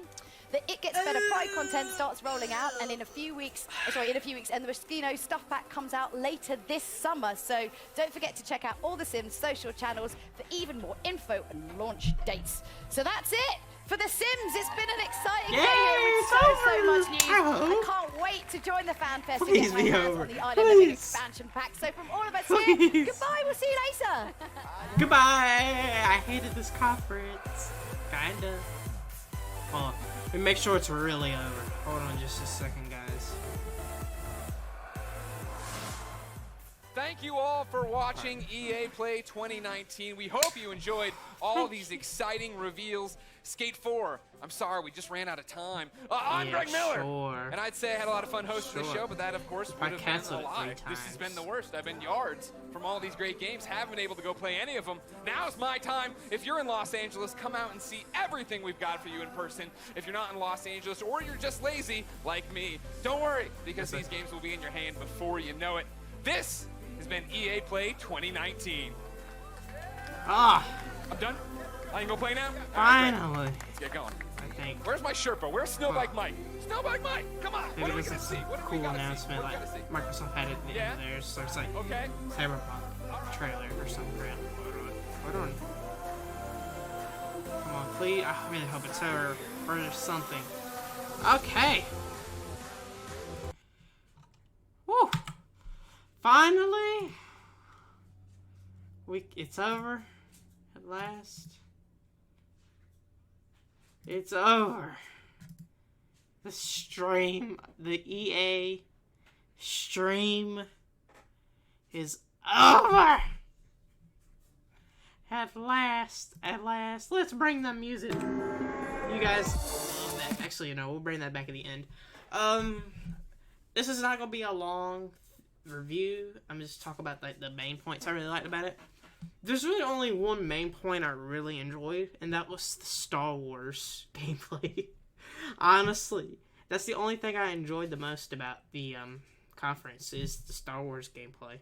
The rest of the stuff I wasn't really into that much. Like Apex, I'm not into Apex. I'm not into Battlefield 5 at least. I'm not into Battlefield 5. I'm not into the sports games at all, and I'm not into The Sims. So yeah, most of this conference to me was really, really boring, and I think it went on for way too long. Also, another con is that there was no new game announcements, man. There's no new games though, except for the sports games, but those are predictable every year. Wow, it was very, man, that's also disappointing, man. But overall, there's only one good bit, and that was the Star Wars thing. But other than that, I wasn't into this EA conference, man. So, out of 10, I'm gonna give the EA conference a 3 out of 10. 3 points is for Star Wars, and that's it. So it's not actually no. Let's go by a grading system or tier system. In terms of tier, I put EA in F tier. F tier because it's EA. Actually, no. D tier. There we go. I think that's my final review. I talked about my main pros is that the Star Wars game looks promising. It looks really good. And then the cons was like it went on too long. There wasn't many games I cared about or no good games. So I put this in D tier for the EA Play. I'm really excited for the other conferences. Hold on, I'm gonna check the schedule real quick for you guys. And all right, let's see what the next conference is. Microsoft's, which is be tomorrow at 4 p.m. I will be streaming my reactions to the Microsoft conference or the Xbox conference, whatever is in your tea, whatever your cup of tea is. I will be live streaming my reactions to the Microsoft conference tomorrow and the Bethesda conference, which is tomorrow, I believe. My reactions to both of them. If you watch this whole stream, holy crap, I love all of you. Thank you for watching the whole stream, my guys. If you're on YouTube, at least, leave a like. And if you're new to my channel on YouTube, hit subscribe and ring the bell, join the notification squad. And if you want to keep up with me, join my Discord server. I mean, you don't have to. You can also follow on my social media platforms, but you have to really, because I already told you at the beginning of the stream, I'm taking a 30-day break from all those for resting and stuff. On the Twitch side, if you liked my stream, I don't know if there's any I don't think there is. If you want to see more streams, especially during this time of the year for E3, follow me on Twitch or something. You don't have to donate. I'm not asking or begging for donations or anything. It's your choice, your money, you do whatever. If you want to keep up with more of my streams, you can just follow me on Twitch. It doesn't matter. And I think that's all I have to say. So let's bring that music back. Anyways, I will see you guys tomorrow with the Xbox E3 reaction. Until then, peace